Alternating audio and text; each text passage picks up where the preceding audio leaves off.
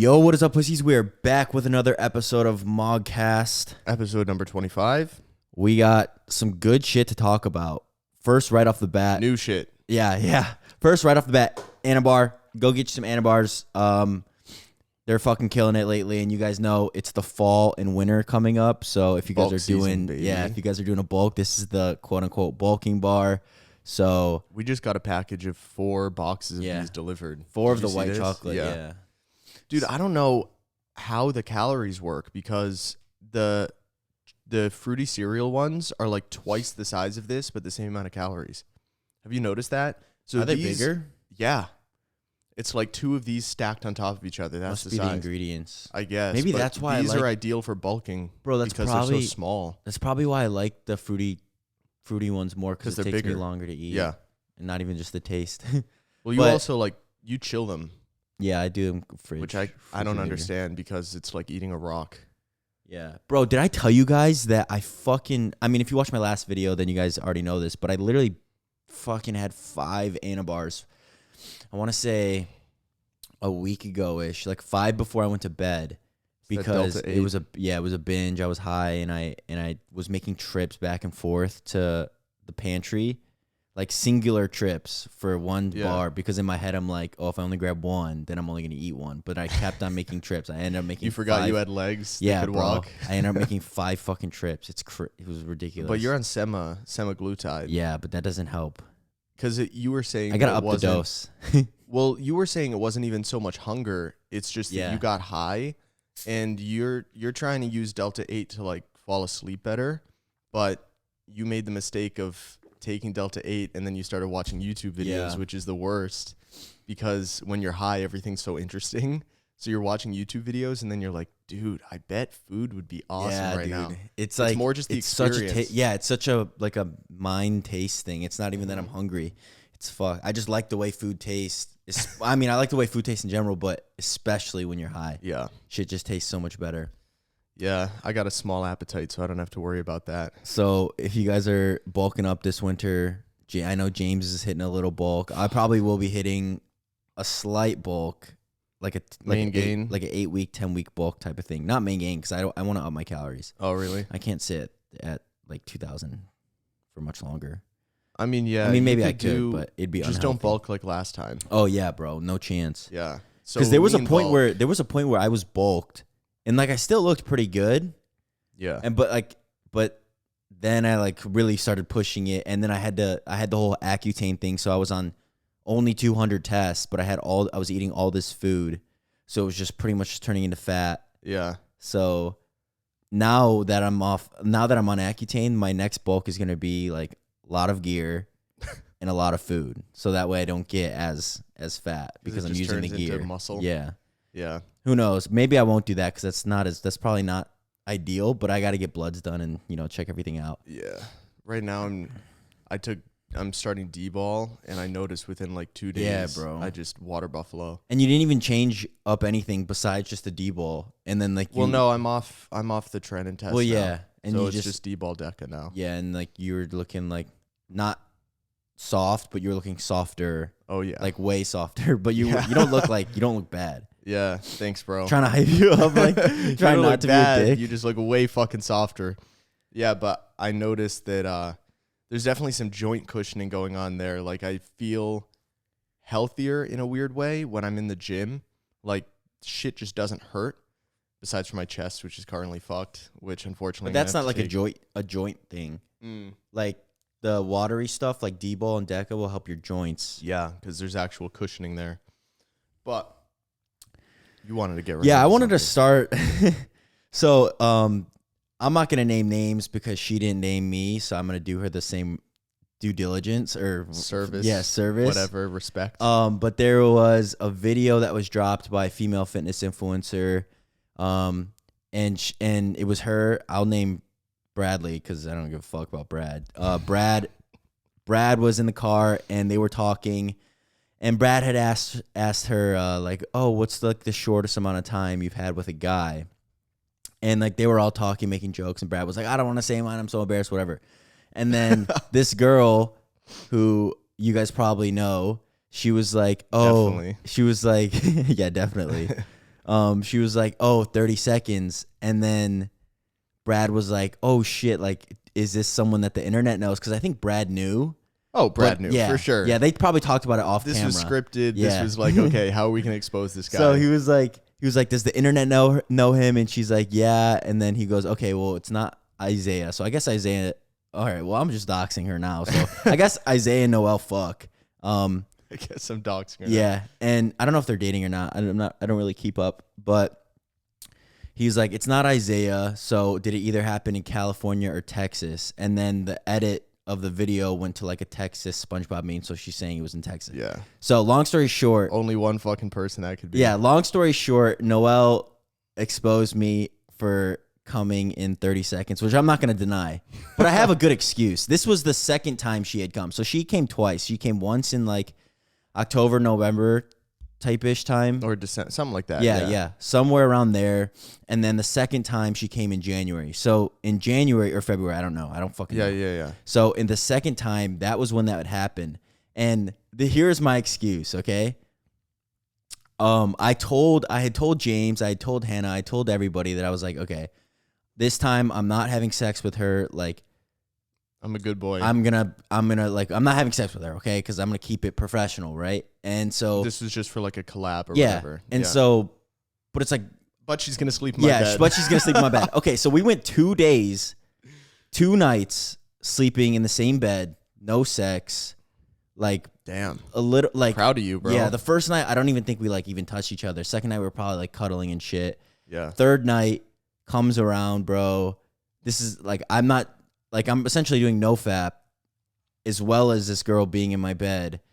And I was like, okay, dude, I can't fucking do this. Like, I was like, yo, dude, you just like, I straight up asked, like, do you want to have sex? She was like, she said it's gonna happen eventually. So yeah, I came in 30 seconds. I didn't have time to take Depoxetine. I fucked Natty, and it was 30 seconds. On no fat. All right, we get it. So sorry. Happens to the best of us. Yeah, it happens to the best of us. But yo, she was capping because she said it happened multiple times.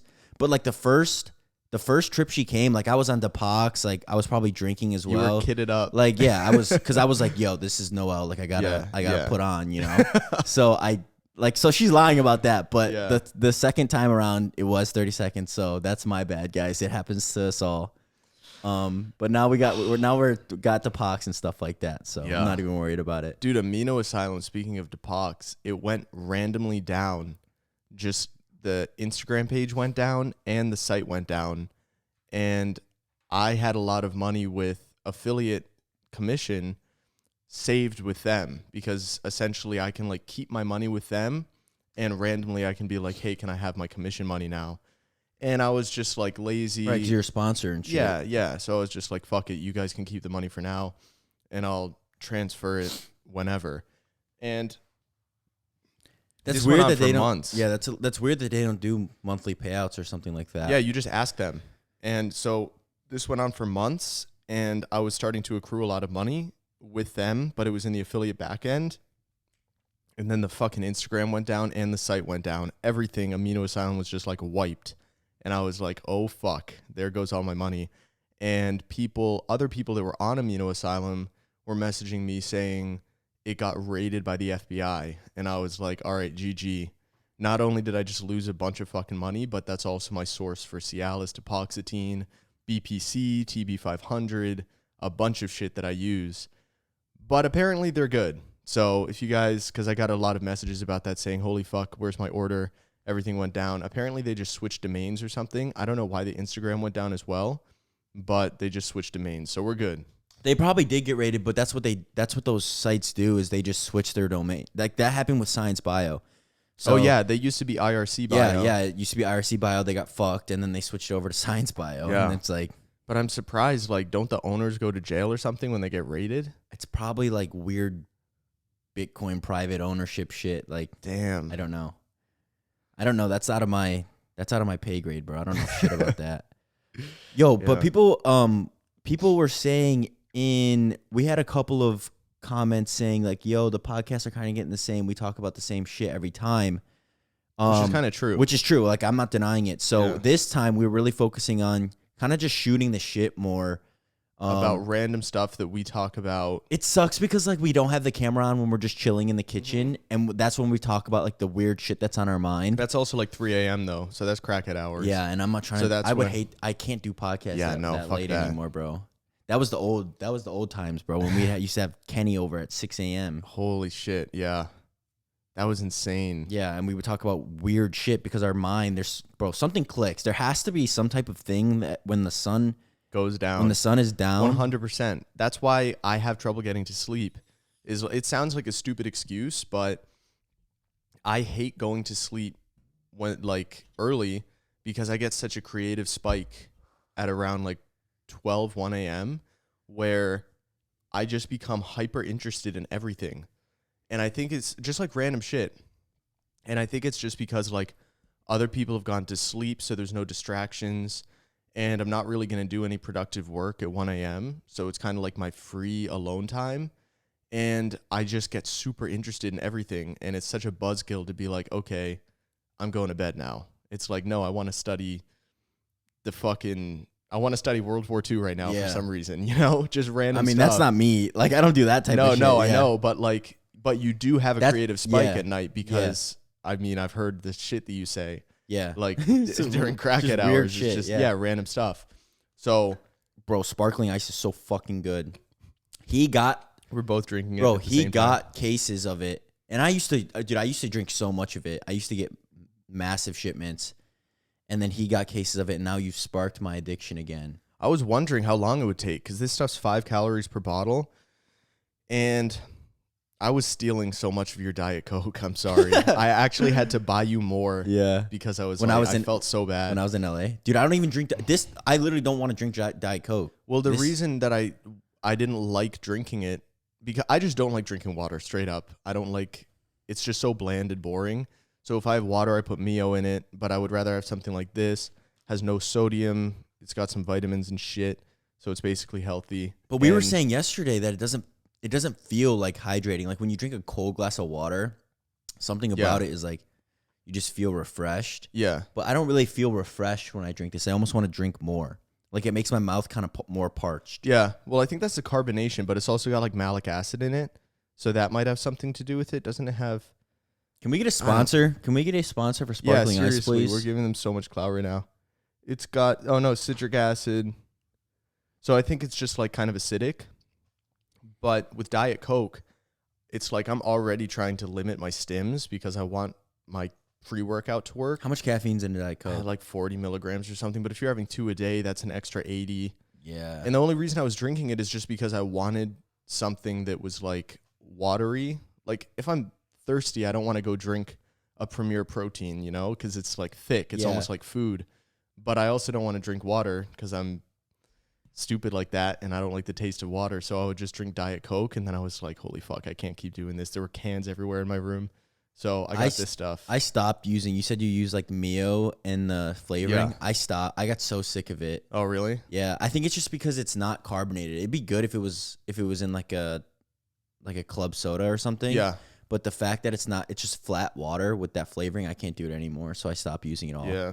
You could probably get sparkling water, put Mio in it. Isn't that the shit you were doing? I would do Topo Chico. Yeah, Topo Chico with the orange Mio in it. Yeah, I've yet to try the Topo Chico seltzers. I was in LA with Gary, and he was telling me the Topo Chico seltzers are really fucking good. It's like White Claw, but Topo Chico brand. Right. And it's really no good. alcohol. Yeah. No, it is alcohol. Oh, really? They made it like it's a hard seltzer. Oh, shit. So it's Topo Chico and then all that shit.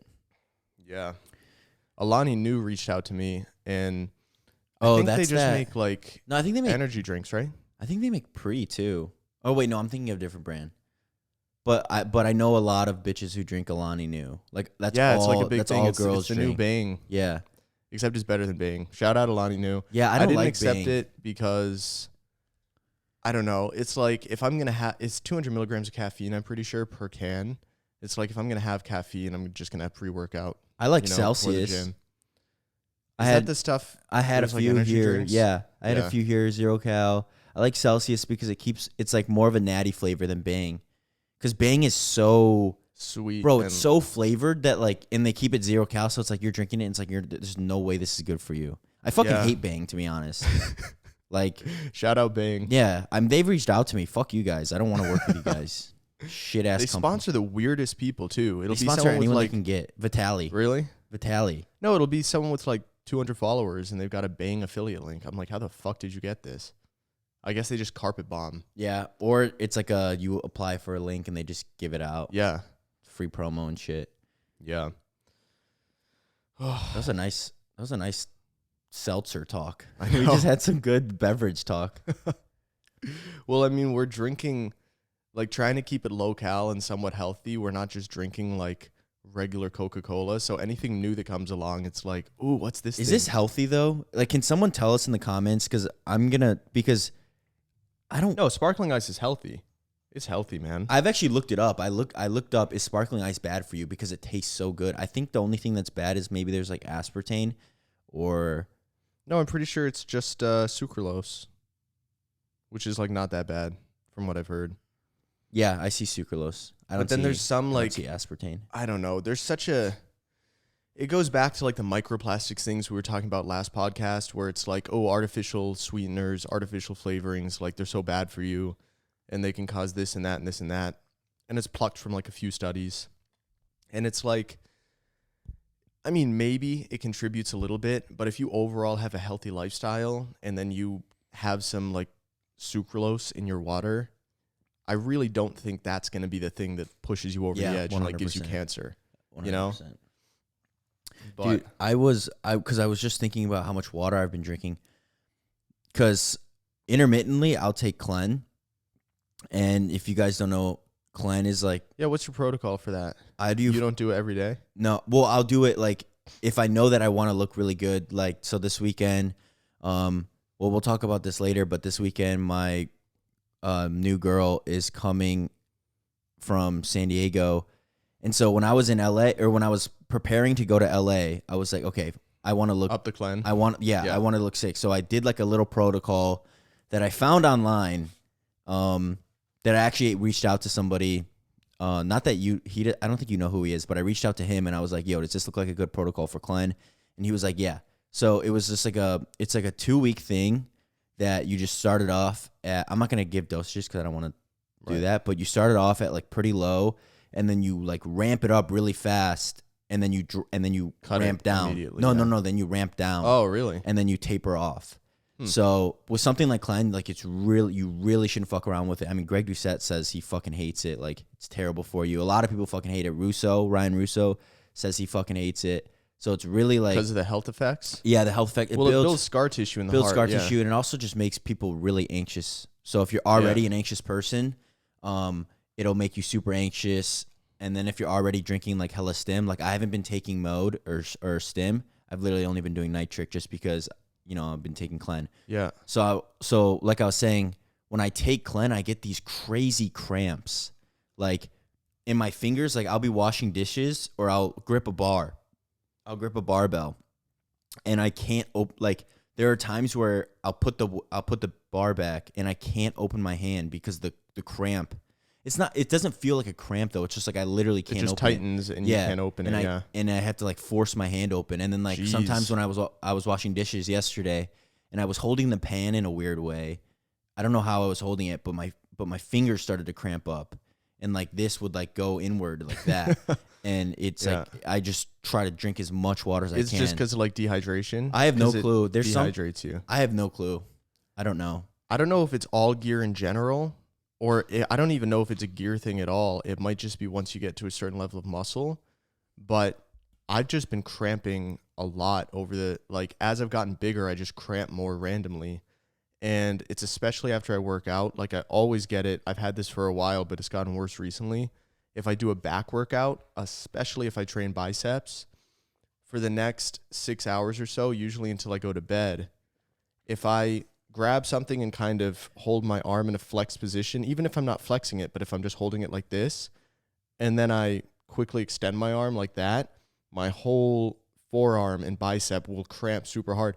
You saw it happen last night, dude. Yeah. We were just chilling. Out. Yeah. It was silent, and you were like, oh, yeah, it was dead silent. We were both on our phones, and my arm I wasn't doing anything. It was just resting on the table like this, and I was on my phone, and out of my periphery, I just watched my whole arm flex so hard, and I had to hold it down like this by my side for like 30 seconds, and I was just like, oh my God, oh my God, oh my God. I think some of the gurus in the comments will probably tell you potassium like what's that shit? The potassium salt that Derek's been telling you can get potassium chloride instead of sodium chloride. Yeah. And it still tastes salty, but when you salt your food, you're getting a potassium supplement basically. Yeah, so but then there's also like there's a bunch of electrolytes that aid with that kind of stuff. There's magnesium, phosphorus, calcium, sodium, potassium.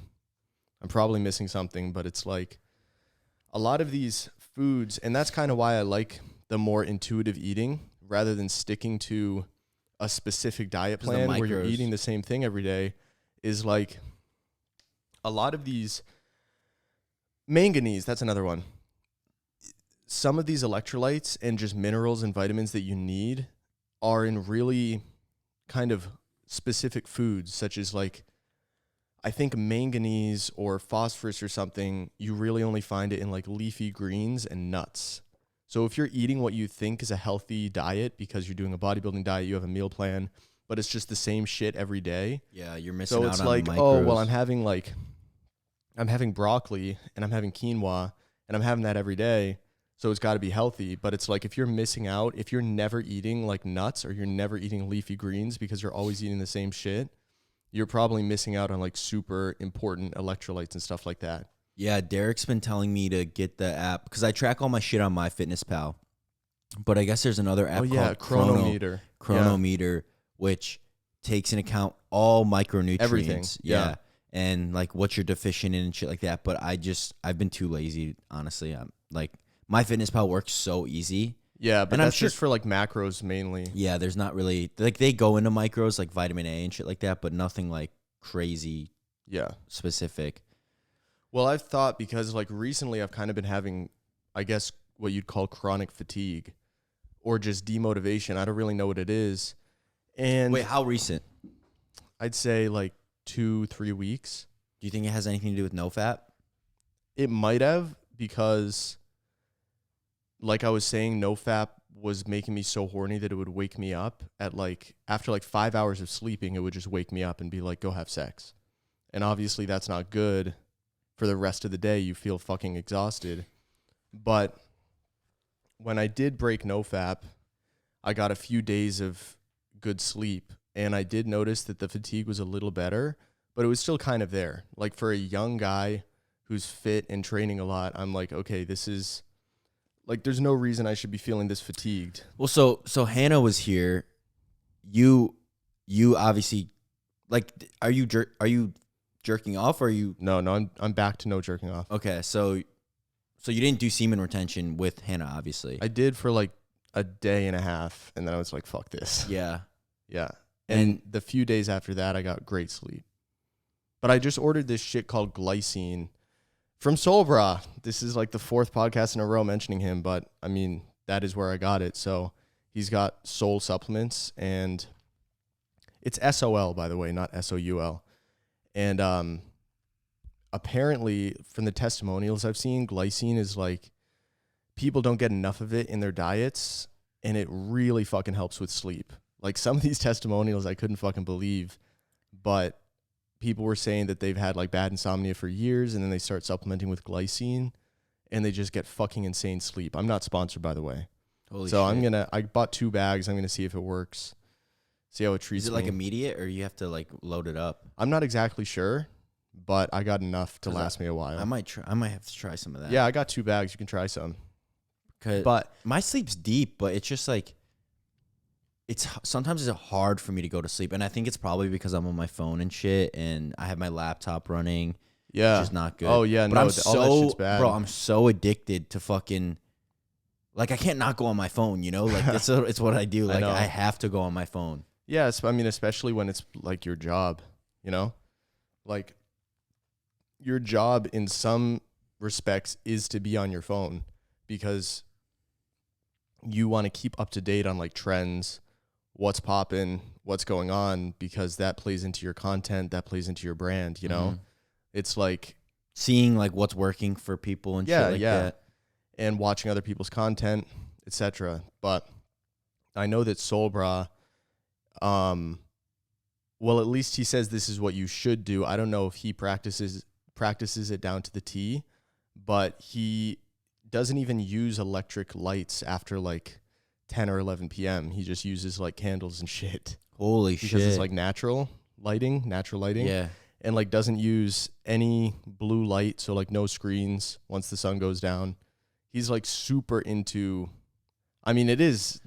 Bro, homie's probably got insane sleep. And like insane sleep. Probably and wakes up natural when the energy. Wakes up and the birds are chirping and shit. Yeah. Yeah. Goes to bed when the sun goes down. Wakes up with the birds chirping. I mean, that is the ideal way to live. Like if you think about how different just human as a whole, human schedules are now, and just the amount of like information intake versus the way we're kind of programmed and designed to live versus the way we currently live. Like all this weird blue light, your fucking brain thinks that it's daytime, but it's actually 3 a.m. It doesn't know whether to shit or fall over. Yeah. You're taking in like weird processed foods at a time where your body thinks it should be fasting. You got like electric lights on, and then all of a sudden you turn them off, and then it's like your brain's like, okay, did the sun just set? Like, what the fuck is going on? Yeah. Well, bro, You know? when we were at the Airbnb and we would stay up till 6, 7 a.m., or even before when we were at the old house, we would stay up till 6, 7 a.m. when the sun was up. Bro, I couldn't sleep. Like, I was so tired, but I couldn't sleep. And you'd get 8 hours, and you'd still feel like weirdly just fucked the next day. Yeah. Because you went to bed when the sun was rising, and then you woke up and sun's down in a dark room. So your brain thinks like this is nighttime, but then you open the door and it's fucking 3 p.m. and all of a sudden it's daytime. Like it can't be good for your wiring, you know? Yeah. And well, Derek was talking about that with Psych Substance about how his sleep is fucked. But like he gets his 8 hours in, but he gets them at the wrong time. Yeah. And so he was like, ideally, I don't know. Like it's easier to say just move it up. Like just move up your sleep. Right. Like to an earlier hour. But like we said, bro, I mean, we go, we train, we come back, we eat, and then we got to fit in like 1 or 2 more meals and shit. And then you're on your phone and you get caught up into other shit. Yeah.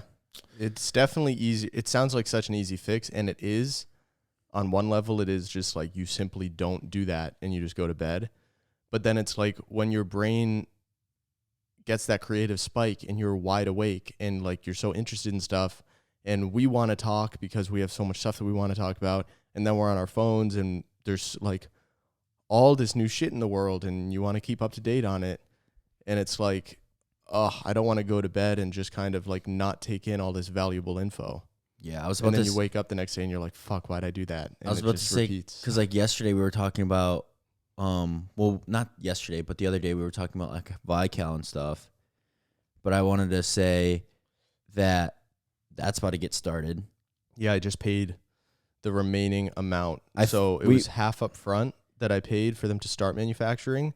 And now that they're done, I just paid the remaining 50. Well, it was a little more than 50%. So good news is, I mean, it was unexpected news. And it was kind of like, okay, guys, what the fuck? Yeah, I don't understand this. It works out in you guys watching. It works out in your favor. It cost me a little bit of money, but we ordered 7,400 items.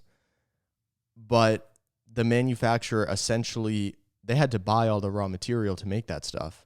So they're just doing a rough approximation of, we think we will need this much material, but they don't want to fall short. So if anything, they're going to buy more than overshoot. Yes.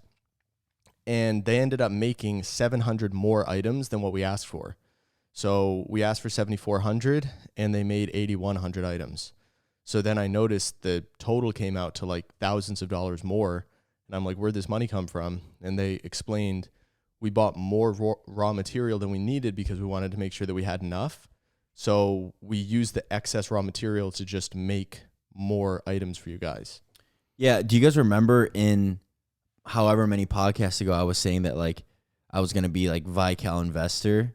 So we finally figured that out. Yeah, bro, we literally solidified it. We literally made a contract. We made a contract. The header of the contract just says Soosh. Yeah, we made a contract because we don't have a working printer here, believe it or not. So we made a contract on printer paper with a fucking pen, and like we made it and then signed it and then took a picture of it on Notes, which by the way, you can use Notes to scan a PDF and then it's solidified like that. So that I'm really excited because that's going to be fucking dope for you. And then also you finally have a guy, shout out Sam, right? Sam Grant. Yes, Sam, thank you. So shout out Sam because he's fucking putting in work. He's like officially on the company too. Yeah. Like, you're we're paying him salary, yeah. And we got lawyers on the team now. We got the trademark done. We got the LLC done, obviously. It's like a lot of work to start a company that I didn't realize. Like I knew there would be some paperwork involved, but just the legal shit is like, you know how lawyers are. They have to make everything so specific in case like someone wants to sue you for this, that's covered. If someone wants to sue you for this, that's covered. And it's just like all this shit that you wouldn't expect. And then it's that costs money. Yeah, that costs money. It's going to be thousands of dollars for lawyer fees. But that's whatever. It has to be done. And then it's also, I mean, they got all the bases covered. Like one of the questions on there was, what are you guys going to do in the event of death? Like if one of us literally fucking dies. So we have to go through the whole protocol for like who gets the shares and blah, blah, blah. Like every single thing has to be covered before we launch. Bro, imagine if you made it like a public company. And so you had like all these guys like investors, investing. Yeah. But then the only problem is they would get a say in what the company does. Oh, is that how it works? Yeah. Once you become a public company, everyone that buys a share technically owns part of your company. So the more shares you have, the more say you have in how it runs. And then once it gets to a big enough point, you get a board of investors. People that Bro, that's probably what's going on. People that major in finance will know more about this than me, so I'm probably messing some of it up. But I know that there's like a board of investors, and that's why when like Elon went on Joe Rogan and he smoked weed, it wasn't just like, I'm Elon and I own Tesla, so I can do what the fuck I want.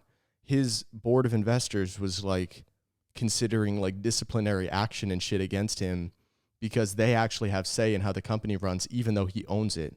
And even though he owns the majority of shares, it's not all his company. It's everyone who's put money into it, you know? Yeah, that's probably like what's going on with Gymshark almost. Well, they're private still. Oh shit! Surprisingly so Ben enough, Francis is still the like head dude. honcho? He owns, I think it's 80%. Holy shit! And this was like, bro, that's like diamond hands. Like he's not taking any investors and shit. Yeah, and he's like, fuck it, I'm well, gonna do it myself. So there's completely private where it's just the owner putting in money, but then there's like private with private investors, which is what Vical is. We've got you. We have some other people that are like putting money into the company. And technically, I think if you wanted, I could be wrong on this, but I think that since you've put money into the company, you have some sort of say in what we do as the company. Obviously with you, I don't care. I'm not worried about that, but I'm pretty sure legally you do. 'Cause you can be like, this is my money.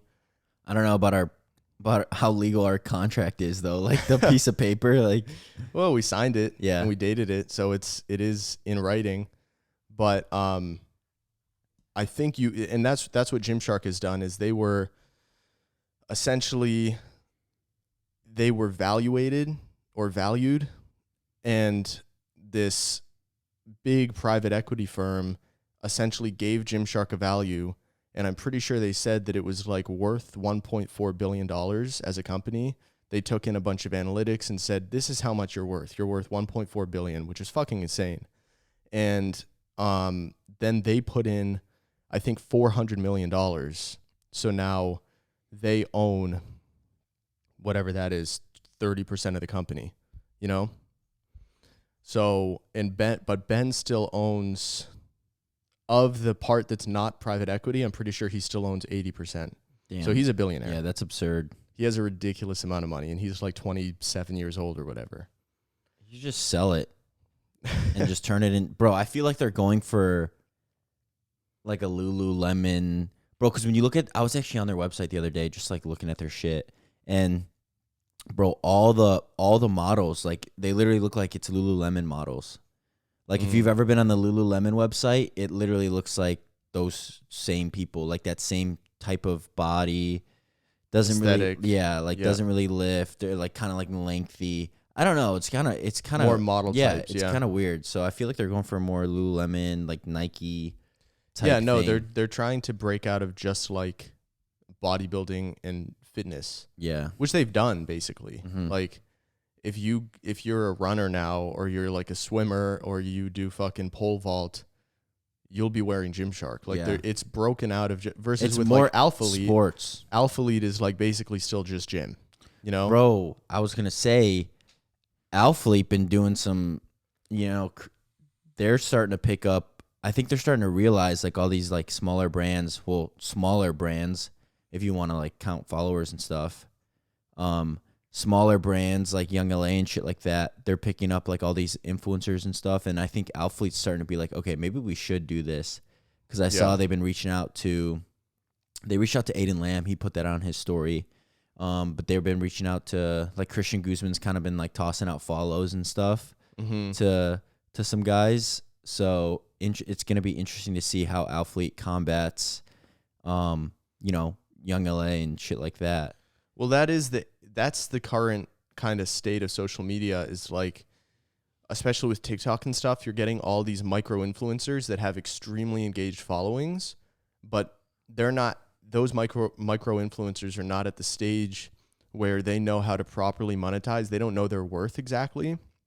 So if a company goes to someone with 1 million followers, that person with 1 million followers probably has a manager, and they know how much they're worth. They know they can negotiate like a $20,000 contract, versus these micro influencers might have really highly engaged followings that, you have the guy with 1 million followers, but he's maybe only pulling in 5% engagement. So he's getting 50,000 likes per picture, versus if you go to 100 influencers that each only have 10K followers, but they all have a cult following, right? That will add up to the same amount of followers, right? 100 times 10K is 1 mil.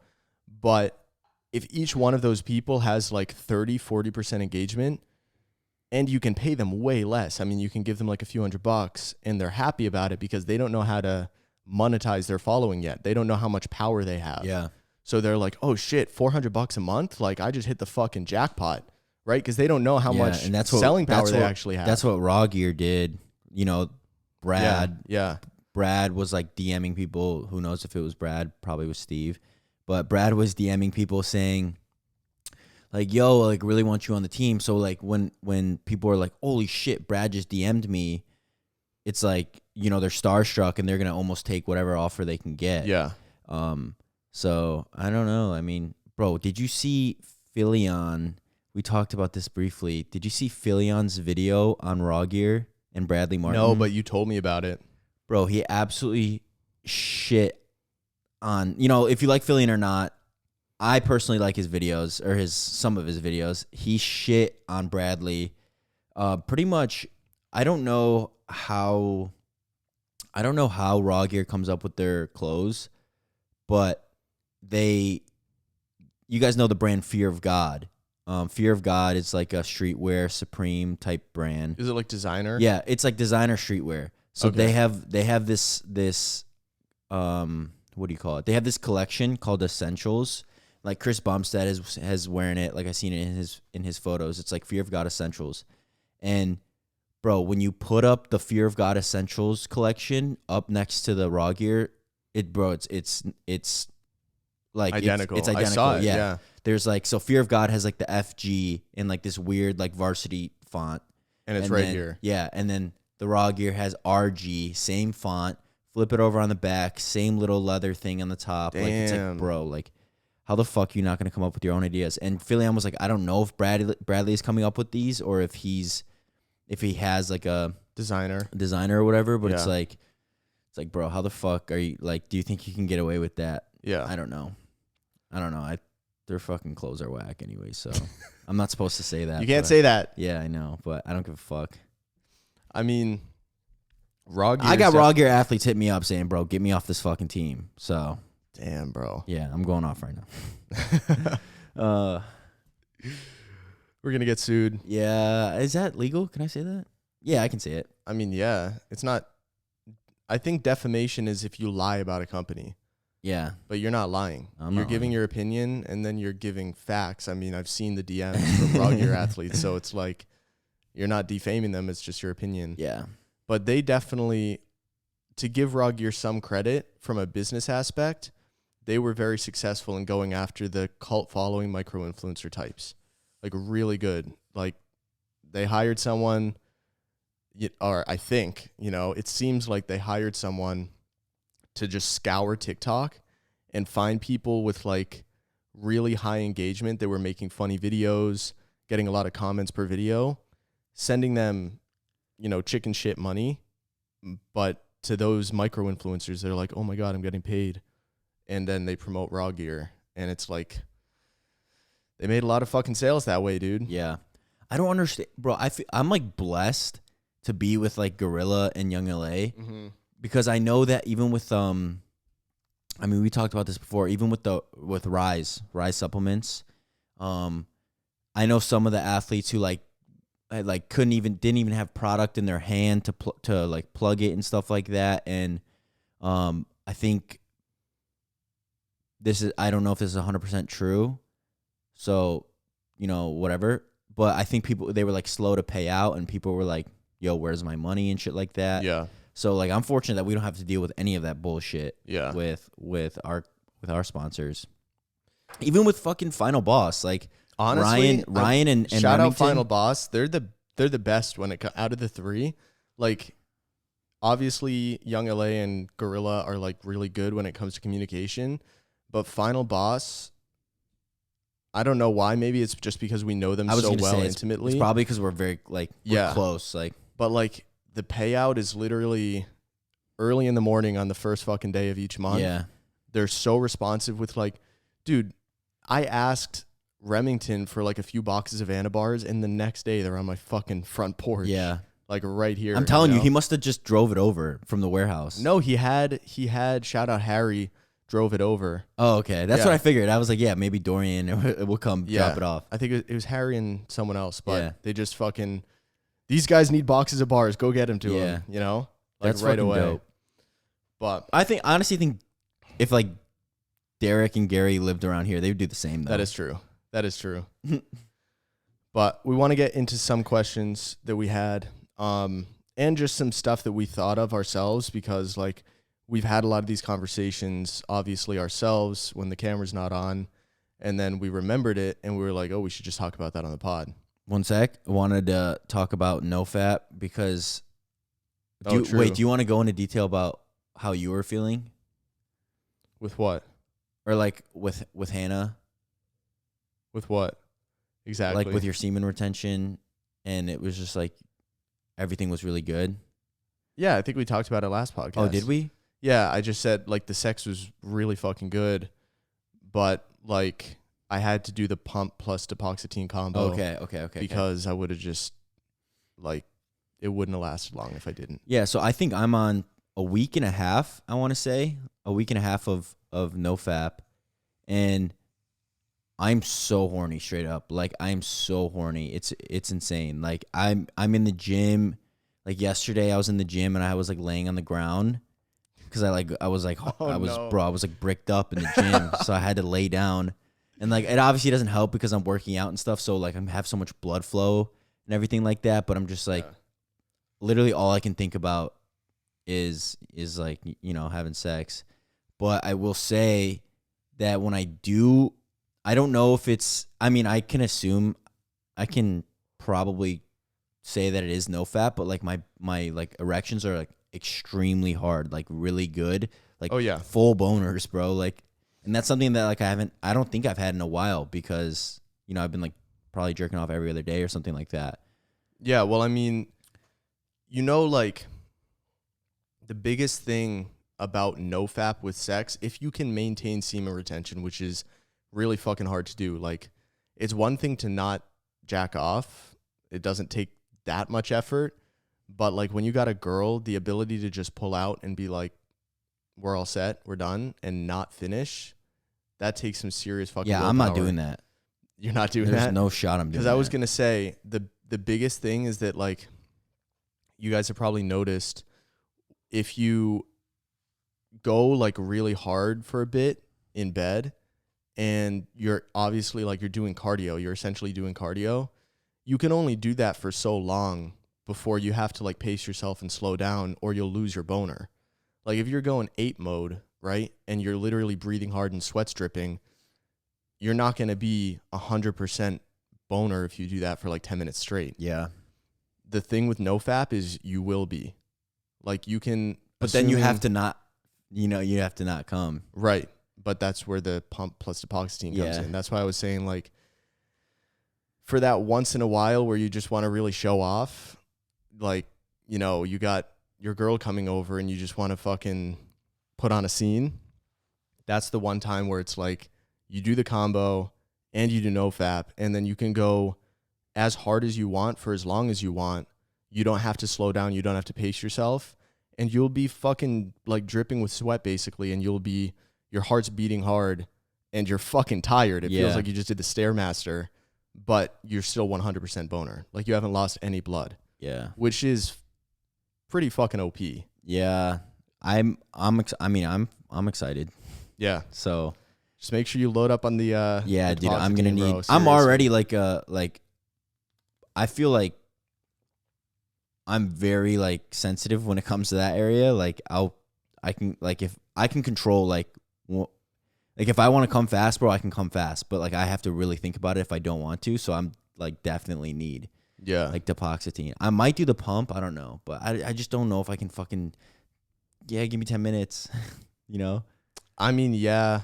Or you could just do it for like 20 minutes right before you pick her up from the airport, and you'll still have the effects of it by the time she's here. But, I mean, yeah, as for like the coming fast thing, because this probably, I mean, we're not going to this is going to be like the last we talk about it because we don't want to get too into the sex talk. But you would agree that like people either coming fast or not coming fast enough is the most common question that we get. Yeah. Like it is very common. And just purely as advice, the number one thing that you guys should look into is like PC muscle control. It's called the PC, just the two letters. And if you guys are like, if you've heard of Kegels, have you heard of Kegels? Is that when you like, you can like flex your dick muscle essentially? That's your PC muscle. I'm pretty sure it's the same thing. And you like control your taint, right? Yeah. For girls, it's essentially taint muscle. Yeah. For girls, they do like Kegels and shit to supposedly make your pussy like grip. I mean, yeah, and it's also after like pregnancy, after you have a baby, you're supposed to do it to like, I don't know, re-strengthen the muscles or something. But the more control of that you have, the more control over how long you'll last. I'm supersetting Kegels, bro. So if you essentially like when you're having sex, if your PC muscle, excuse me, that's sparkling ice. But when you're having sex, your PC muscle, its default mode is to be contracted. And the longer it stays contracted, the less time you're going to last. So if you can have really good, it's essentially mind-muscle connection. Bro, like I know what you're talking about. Yeah. And if you can fully relax that muscle, which is actually very hard to do, because you can fully relax it for a second, but if you stop thinking about relaxing it, like I said, the default state is for it to go back into contraction. Because as your dick is getting stimulated, your PC muscle just naturally tenses, and then you come faster. So you kind of have to be thinking about it like pretty consistently. But if you can keep that muscle fully relaxed, you can easily last 2-3 times as long. Yeah. And that's also good because you're thinking about it in your head. You're not thinking like if your main goal was to last longer, you're thinking about something else, not the actual sex. Yeah. So it's also like a mind thing too. And also on the flip side, if you last too long and you're like, why isn't this working? Just flex the fuck out of it and go hard. Like you can really modulate how long you want to last. But on the topic of sex, but just moving away from it, someone asked about, it's called Fordyce spots or Fordyce, Fordyce. And I don't know if you have them, but I don't know what it is. I used to explain it. Before I ever had sex, I was like super insecure about it because I noticed that I had these, they're just like literal bumps. They're not like red or inflamed or anything like that. They're just like bumps on your dick, I guess. And I always had them, but it wasn't until I was probably like 13 or 14 where I took a good look at it because I just thought it was natural, which it is. But when I first took a look at it, obviously I wasn't thinking about that. I was like, oh my God, there's spots on my dick. Is this normal? Yeah. There's like little bumps, you know? It almost looks like goosebumps. That's exactly what it looks like. It looks like you have goosebumps on your dick, and it's usually just around like the base. And apparently like fucking 60% of guys have them or something. It's like super fucking common. So to the person that asked this question, if you have them, chances are, especially with a girl that's somewhat experienced, more of the guys that she's been with have had them. Is it noticeable? Not had them. Because I don't know if I don't think I have them. You think I'd if I haven't noticed them, do you think I have them? No, I guess not. Okay. I guess not. But like they're so at this point, they just look natural. Do they just they look don't hair, look out of place? like hair? I'll show you after, bro. No homo. Like hair I'll just follicles? show you a little like spot on the fucking dick skin. It literally just looks like when you get goosebumps. You know how you're you know how you just get bumpy. Yeah. It literally just looks like that. But I remember I was like there's bumps on my dick. This isn't good. And then I looked up. I think I literally looked up. There are bumps on my dick. And I saw Fortisy spots, and I clicked on images, and I was like, oh yeah, this is what it looks like. Actually, some of them looked way worse. But yeah, a ton of guys have them. So if you have them, don't worry about it, guys. It's natural. But that's interesting, bro. Yeah, I guess you got smooth wiener. I got natural ribbed. Yeah, you condom. have. It probably feels a little bit better. I doubt it actually is Texture. noticeable because it's pretty small. But let's see here. Oh yeah, there's a lot of people are asking about this new abortion law in Texas that has been passed. And we're in Texas, if you don't know, by the way. And this is a new law passed. It basically eliminates abortions after 6 weeks of pregnancy. And I was talking to somebody, and they said that you don't even know. Sometimes, most of the time, you don't even know if you're pregnant to the 6 to 8 week mark. And so that's kind of like. Who said this? Or can you not say? This is my girl. Okay. So she said that, and she knows someone, bro, her friend will know.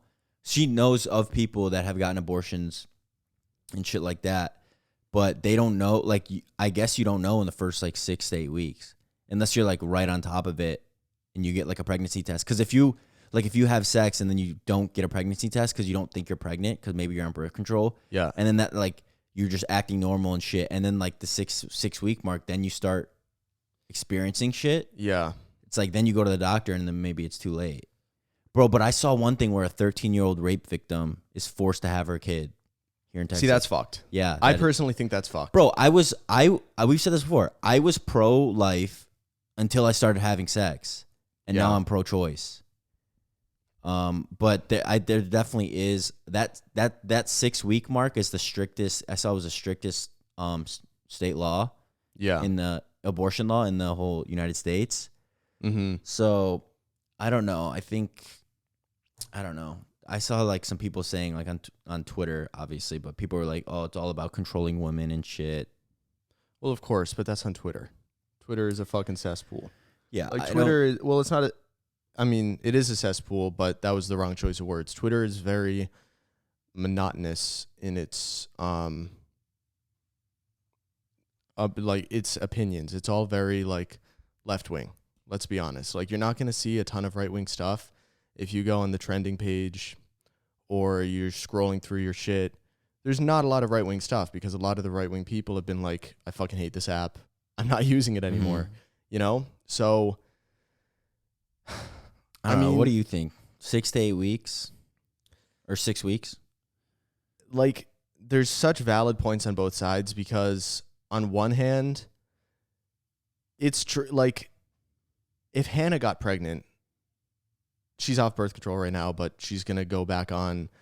I mean, she was on hormonal birth control, and I was like, I don't really want you taking hormones all the time, which is kind of hypocritical because I'm on hormones all the time, but it's different because there's a number of reasons. I just was like, it's probably not a good idea if you're taking hormones all the time. Obviously, I wasn't going to force her to do anything, but she was in full agreement. Like, it was fucking with her hormones. Yeah, sometimes birth control makes people feel like shit. Yeah, and it was like messing with shit, and she didn't like it, and she was really only on it for me. So I was like, okay, you don't need to do that anymore. So she's going to try like copper IUD, which is like non-hormonal.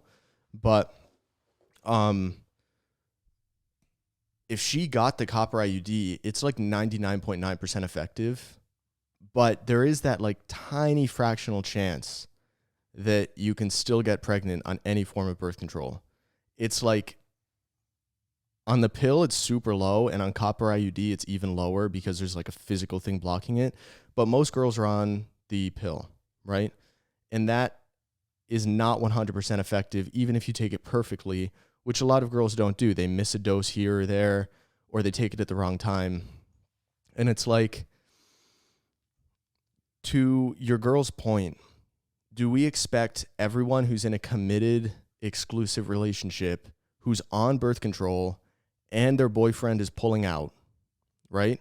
And they're taking all the necessary precautions, if it's true that they don't even notice that they're pregnant until the 6 or 8 week mark, this law effectively requires them to take a pregnancy test every like 3 weeks, even if they're on birth control and their boyfriend pulls out, which is kind of like a lot to ask. But on the other hand, but at the same time, it's not really. You just pee on a steak every 2 weeks. Well, yeah, but it's also money, and not everyone. I mean, I just bought one. It was like $20 every 2 weeks.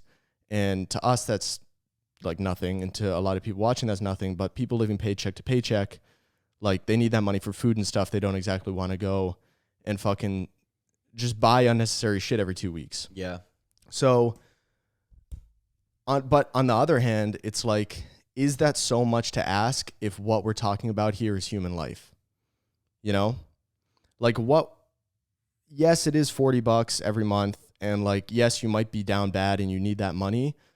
But if you're making that personal choice to have sex with a partner, maybe it is somewhat your obligation to keep yourself in check and not just throw caution to the wind and say, oh, well, if I get pregnant, I'll just abort it. You know, like, yeah.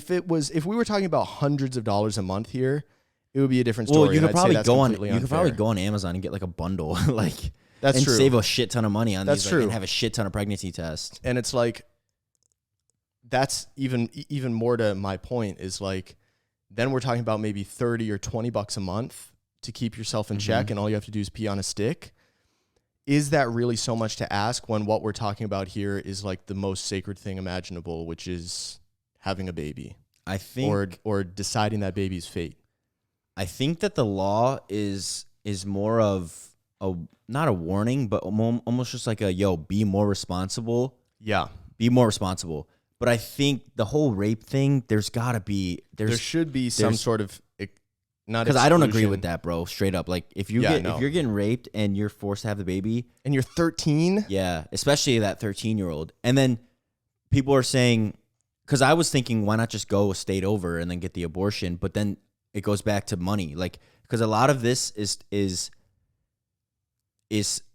more towards. I feel like this is gonna affect the lower income. Like, yeah, because I saw a tweet and it was like, minorities are really gonna get fucked here because they can't go, like, if they have less money, they're more poor. They can't just go another state over. Yeah, they have a fucking job. Yeah. They have responsibilities at home. Yeah. It's not as simple even for me and you, that would kind of be a hassle. Yeah. And we have all the freedom and fucking time in the world. Think about someone that might already have a kid or might already have multiple kids. They're living paycheck to paycheck. They're not making a lot of money. They need to be at work on time every fucking day. They can't just go a state over. And now they're asked, like, oh, because you're on birth control and you didn't get a pregnancy test every fucking 3 weeks, you can't abort this kid, even though maybe you already have many kids. unless you take time off work and go to a state over and fucking spend money to go there, obviously, and then pay money for the abortion and then come back. It's like, I think that is pushing it. I think that's pushing it. I mean, I've always been more on the side of pro-choice, but as time has gone on, I've realized like abortion is a truly horrible thing, but there's a difference between something being bad and something being legal.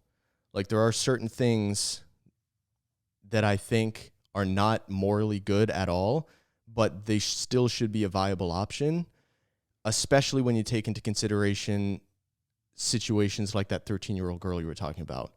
Like how is that morally right compared to abortion? Mm-hmm. Like all of us can agree, or most of us hopefully, that abortion is not a good thing. Whether or not you think it should be legal is a separate issue. We can all mainly agree that abortion is not a good thing. But how on earth can aborting a child at 5 weeks, how can that be worse than forcing a girl who has just gotten into her teenage years, who's essentially still a child, who got raped, to have that baby and go through pregnancy at that young age? To me, on the scale of moral corruption, that is way fucking worse than aborting the kid. Bro, I was so dumb in high school and in middle school and shit where I'd be like, oh, they can just have the baby and then like put it into foster care or adoption.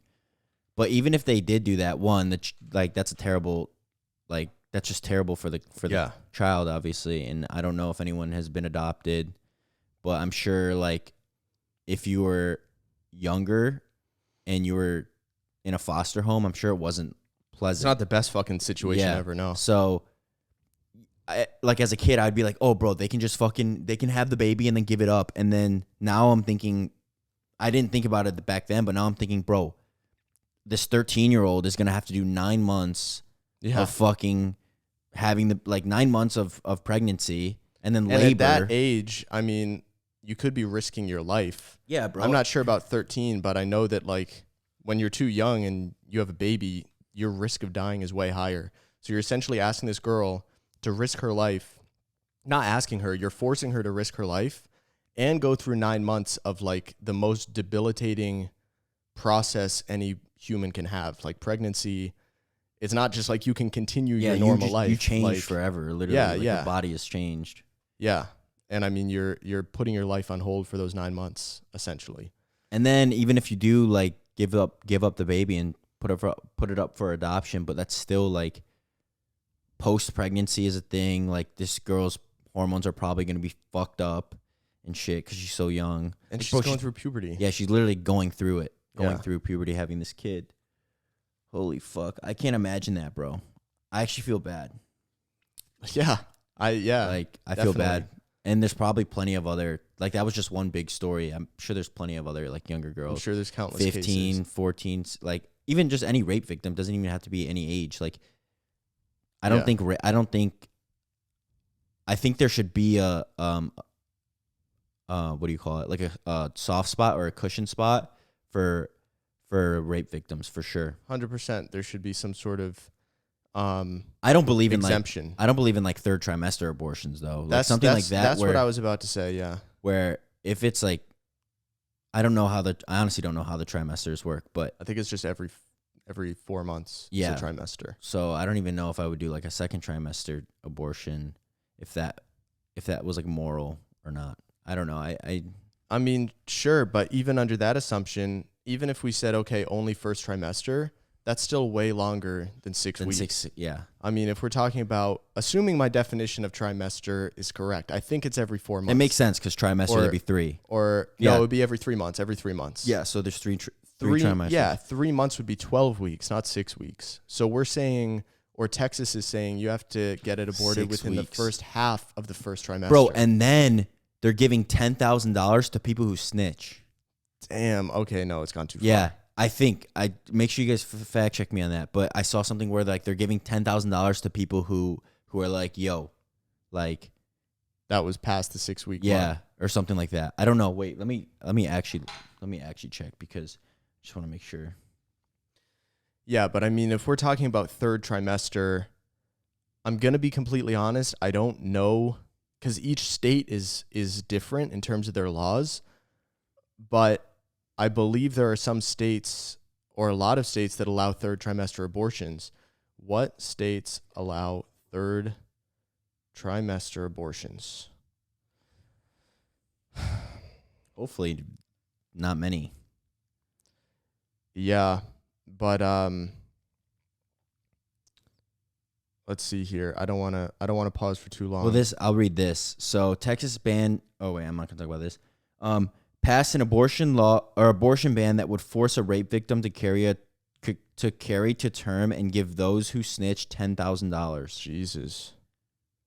So, okay, 43 out of the 50 states restrict abortion at a certain point in pregnancy in some way, either defined in terms of weeks post-fertilization or weeks from the patient's last menstrual period. So that means at least 7 states allow third trimester abortions, because it's saying only 43 restrict it at any point, which means 7 states you can literally be due tomorrow and then go in and kill like essentially a fully formed baby, which is just, I don't care if you're pro-choice, pro-life, whatever. That is so fucking fucked. Yeah. I don't know who in their right mind would do that. I don't know who would let the pregnancy get to that stage and then be like, actually, I don't want it anymore. But I think we can all agree that shouldn't be allowed. If you let it get to that point, you're clearly fucking, you look pregnant, you know you're pregnant, you shouldn't just be able to decide, actually, I don't want it anymore, I'm going to kill it. Well, like, that is super fucked. There's stories of people who are like so fat that they don't know that they're pregnant. And then that's their problem. Yeah, I know. And then they're like 8-9 months in and they're like, holy fuck, I'm pregnant. Yeah. Well, like I've seen the like TLC. If you guys know the learning channel, TLC, I saw one where it was like they literally were on the toilet and they thought they were like peeing or pooping or something. They were pushing and then a baby came out. No fucking way. They were so fat, yeah. No fucking way. Yeah, it was on TLC, so I don't know how true that shit is, but no fucking way. Yeah, it's fucked up. Like imagine not knowing. Remember seeing those really fucked up videos that people used to show you in middle school?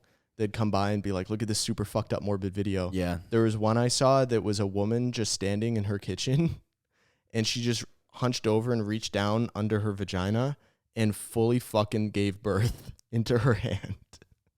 I'm not kidding. And this is a real video. She just fucking gave birth into her hand. And she was like sane and everything. Well, I don't know if she was sane, but I know the video was real. But she was like okay with it? I mean, she wasn't screaming or anything. Holy I don't think shit. this was her first rodeo. Fuck, I got the fucking chills, bro. But yeah, I was saying I don't think this is her first rodeo. If she can just fucking pop out a baby like that, you know? Fuck. Yo, let's put this on pause because I hear the dogs barking. Okay. And also I gotta pee. Okay. All right, we're back. Madrid had walked through the front door, so the dogs were barking. I thought something was going down.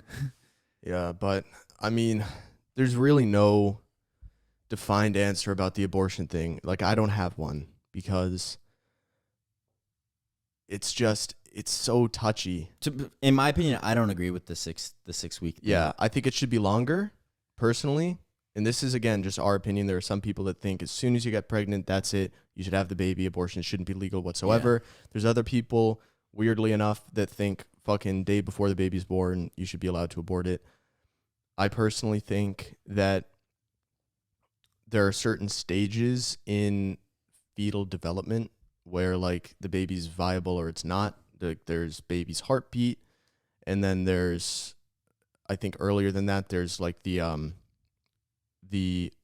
spinal cord attaching to like the brain, which is even earlier on. It's like consciousness or something. Yeah, where like viable to be conscious. So I don't know whether that happens before 6 weeks or after 6 weeks or what, but I do think that there's, you know, if some women don't even know, like young, healthy women that are not, we're not talking about girls that are fat that like just don't notice, but we're talking about young, healthy women that not all girls get their period every 4 weeks.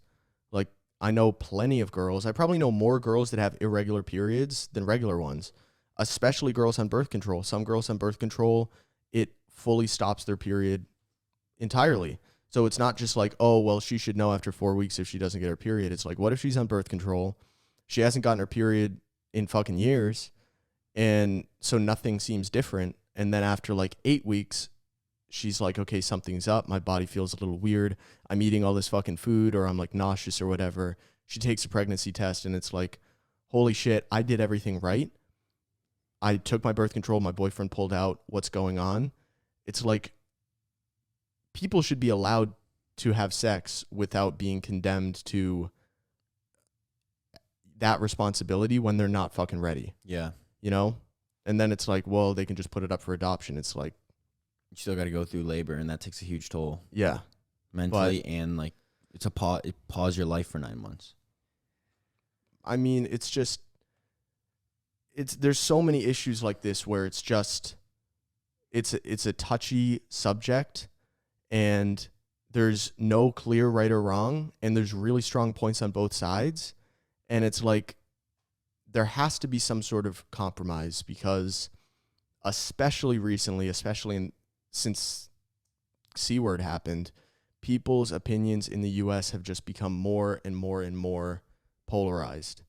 And there's some people now that are even calling for a peaceful divorce, where the red states peacefully divorced from the blue states, and we have two separate countries. And I don't know if that's the right move.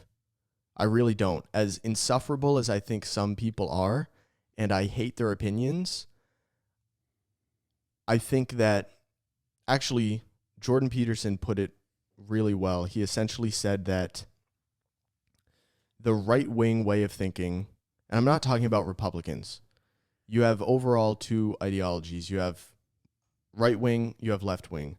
And you can essentially sum them up with order and chaos. So on the right wing, you have order, and the farther right you go, the more order you have, the more tradition-based you are. And on the left, the farther you go left, the more societal progression-based you are. And if you have a society that's entirely left-wing, there's too much chaos, there's not enough grounding, there's not enough sticking to tradition, and it just goes off the progressive deep end, and there's no clear stopping point as to what is too progressive. And in that case, society just essentially collapses because there's nothing grounding it. There's no stable foundation support system. But on the other hand, if you have society that is entirely right-wing, that is entirely traditionalist, tradition-based, then there's no progressive steam engine pushing it forward, right? You need to have a balance of the two where you're grounding society in tradition enough where everything doesn't fucking fall apart, the wheels don't come off the train, but you also need enough progressive thinking, even if you might disagree with some of that thinking. You need that ideology to keep pushing society forward, and the entire time the right wing is kind of there to say, hold on, let's slow down, let's not forget why tradition is so important. I don't think that would ever happen, though. Like, that would be like best scenario, you know, that there's no like right and left, and then it's always colliding. It's never gonna be like, there's never gonna be a middle.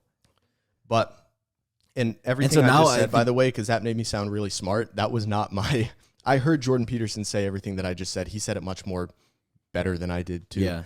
But his answer to what you just said was, what's the answer to this conflict between right and left? And he said the answer is there is no answer. Like, it's the very debate itself. It's that constant conflict that keeps us in the middle.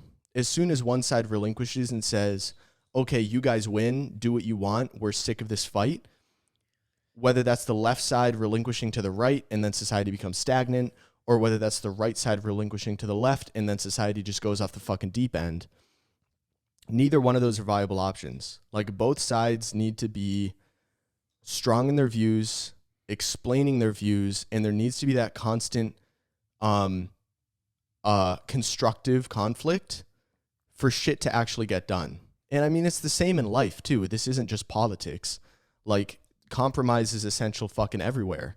If we live together and the first day you moved in, I was like, okay, this guy's got a strong personality, I'm not even going to stick up for myself because it's not worth it, we wouldn't still fucking be living together if there was no compromise. And vice versa, if I just trampled over you and said, no, this is the way we're running things and there's no compromise, we wouldn't fucking be living together. Eventually, you'd reach a point where you would just move out, right? There has to be that compromise, whether it's a relationship, whether it's a friendship, whatever it is.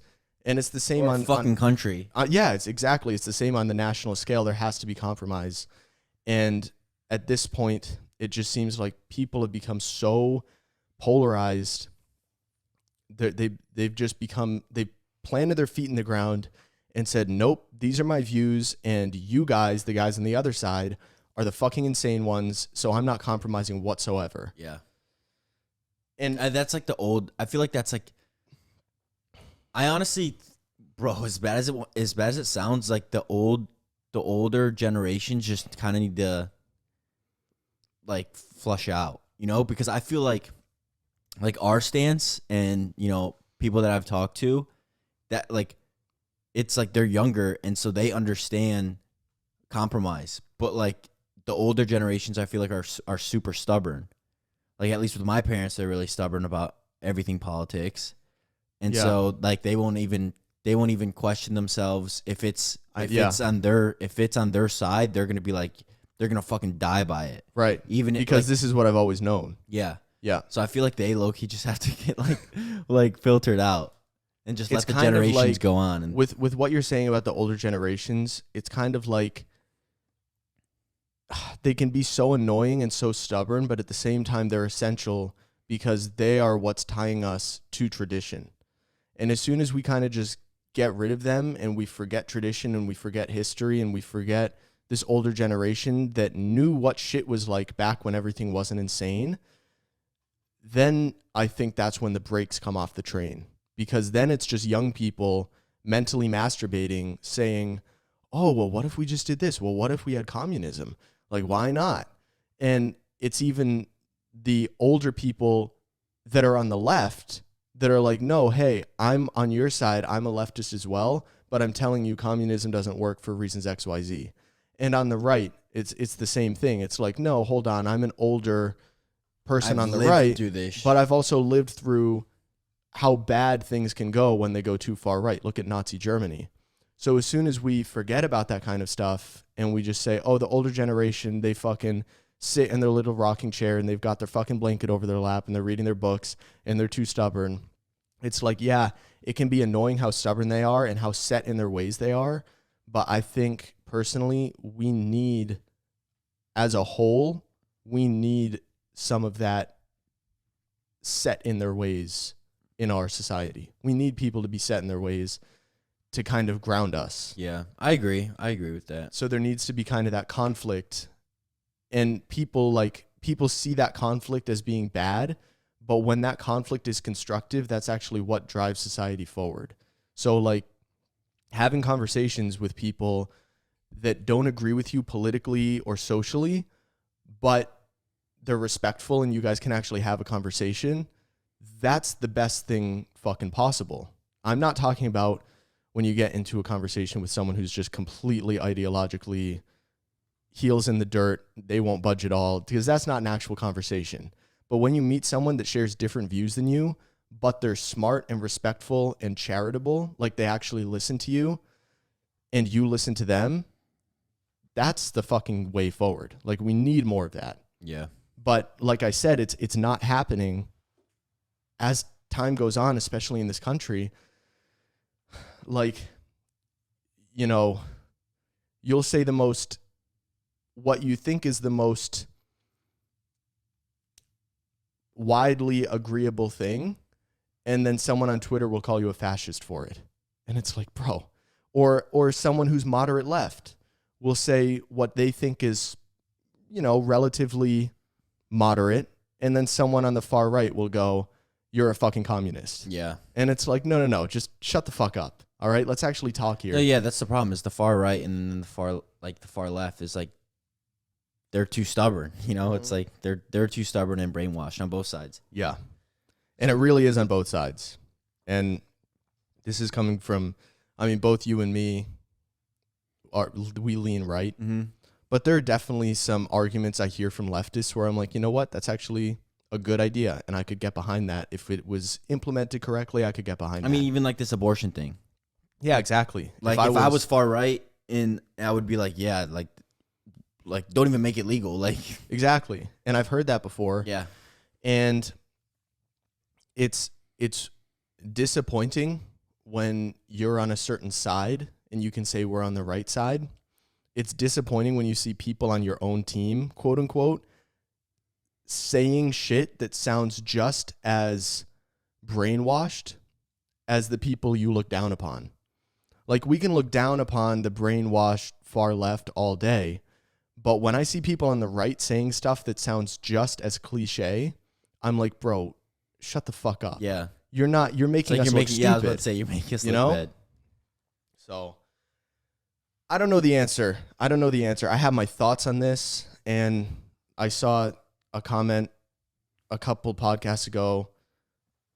Someone was like, the thing I hate about James is he's such a know-it-all. And it's like, I'm really not.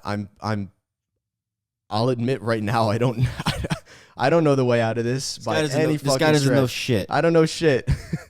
But I have opinions and I have thoughts, and this is stuff that I think about, and I love to share it. And what I really, really like is reading through the MogCast comments and seeing, obviously I like seeing people agree with me, but what I really like seeing is people that disagree with me who are respectful about it and can see where I'm coming from, because that gives me hope.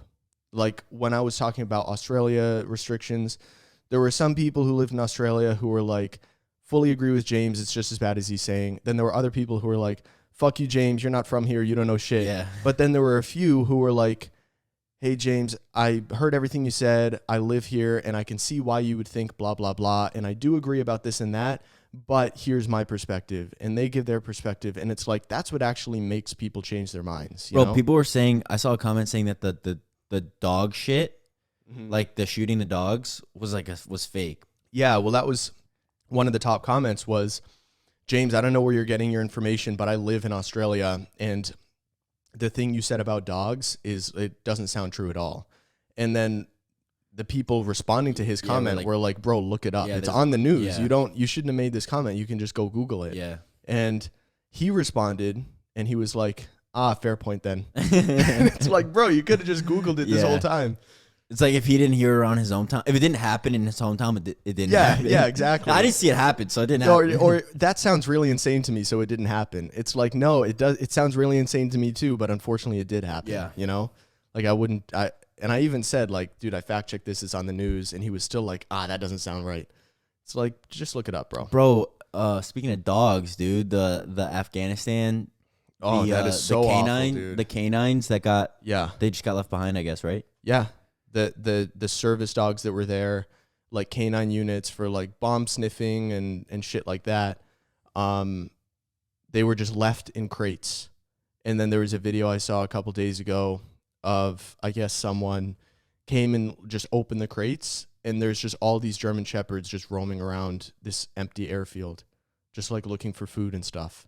And it's the most depressing thing. I mean, on one day, bro, because these guys, they form these relationships. Oh, like yeah. they train with these dogs, so they have that like relationship. Yeah, so they can trust each other in like literal battlefield. It's like, bro, I don't know the situation, but I'm guessing they were just they're ordered. They're like, yo, we don't have enough room. Like, no, it's not the soldiers' faults, as you're saying. Yeah. They're just ordered. And I saw some comments from the soldiers that were there. They were fucking devastated. They were like, I've trained some of these dogs, and they're like my dogs. It's like leaving behind Cal and Milo. Like, these are my dogs. And then you can even say like no soldier left behind. Yeah. Or it's like no corpsman left behind. It's like, if you consider, I mean, obviously a dog isn't a human, but like there's a lot of money pumped into those dogs too, and it's just like you're leaving them behind. Like, that's a lot of you invested a lot of time and money into them, and like you've built this bond, and then you're just kind of leaving them behind. Yeah. And if you would consider them a soldier, which some people do, I don't know if I would, but you're just like, you're leaving a soldier behind. Yeah, and it's really bad when you think about the fact that, like, you'd obviously never leave a human soldier behind, but on the other hand, the human soldiers knew what they were signing up for, and they voluntarily went into it. The dogs didn't know this. The dogs were forced into doing something that they're bred for. They're just bred for it, and they're forced into doing something, the least you can do is fucking bring them home, you know, when they're forced into these like really traumatic situations. And I mean, if you think about how close some of these soldiers must be, especially soldiers that are actually out on the battlefield who, you know, the dogs are with them. Those dogs are like support animals. Like they have closer bonds with their dogs than I think a lot of regular people do with their dogs, because it's like they've been through everything together. It's like their best friend. And then especially in an intense situation, like intense training and shit like that. Yeah. And then to be ordered to leave them behind is just so inhumane. Even though we're talking about dogs, it is just like I feel horribly for the soldiers, because I know that they've got to follow orders, but just knowing how much they wanted to bring those dogs with them and they were forced not to, like, that is just so awful. Yeah. And then they're probably thinking to themselves, this dog that became my best friend, he doesn't even know why I abandoned him. He just knows that he was abandoned. Like, they've got to be torturing themselves thinking about that. It's just so awful. So it'd be better knowing, like, obviously this isn't true, but like if the dogs knew, they were like, yeah, this is part of the mission. Yeah, like, yeah. If only the dogs could know my human still loves me. He didn't just abandon me. Yeah, he was ordered to. Part of it. That would be better. You know, it'd still be awful, but that would be better. But no, these dogs just, all they know is I was abandoned. Where's my human that loves me? Mm-hmm. Like, that's so awful, dude. That really does suck. Someone asked about thoughts on all the natural disasters happening around the world. And this is kind of on the topic of like climate change. I saw like there's big fires going down in well, there's always fires, but there's like big fires going down in Michigan, I want to say, or I don't know where, or it's somewhere, I don't know. There's like, well, there was in California like a few months ago. Remember that? Yeah. And it was like really bad. Yeah. I don't know where it was, but it's just like these crazy like forest fires. I saw videos, like traffic camera, like literally 30 seconds prior, it's like looks normal. And then 30 seconds later, it's fucking inflamed, like a huge ball of fire. It's crazy how fast that shit moves. Yeah. Well, when in these areas, the ones that are prone to wildfires, they get so dry that it's like, have you ever seen flash cotton? Where it's like, it looks like regular cotton, but someone lights it and the whole thing just instantly goes up in flames. It's pretty cool. I don't know if you got, it's called like, I think it's called flash cotton, but that's essentially what all of this plant life turns into, is just like flash cotton, because it's bone dry. Wait, were we talking about it on the podcast, or was it just off the podcast when we were saying that California said that you can't deforest, they like ban deforestation or whatever the fuck it's called? I think it was, I don't know if it was California that did it too, but I know in Australia there was this girl a while ago that I was talking to who lived there, and she was saying that the Greenies, they call them the Greenies, they're like the Green Party of Australia, banned backburning, which is where you do like the controlled fires. Yeah. And because they're like, oh, well, we want to be like environmentally conscious. We can't be lighting shit on fire. But they don't think. They don't fucking think. It's like when you don't do backburning, then shit is 1,000 times worse, you know? Yeah, for people that live in California, let me know if I'm correct, but I'm pretty sure that they did something where they said you can't do something, and then that's why all of this, like, there's like all these crazy fires. I don't know. Someone please comment, because now it's on my head. This is flash cotton. He's just showing me a video. It's like a little cotton ball. Cotton ball? Holy shit.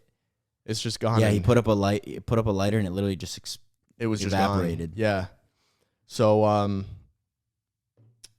yeah, I mean, I know that they banned it in some parts of Australia, and then as we know, last year Australia had fucking horrific wildfires. Mm-hmm. Like horrific, like the worst in history. Or at least in like the last century. It was super fucking bad. Billions of dollars in damage, and it's like, yeah, you got to do these controlled fires, or the whole thing's just going to go up in flames, you know? So what other natural disasters are there? I honestly don't know. okay, it's hard to sift through the like, bullshit. What is this guy referring to, do you think?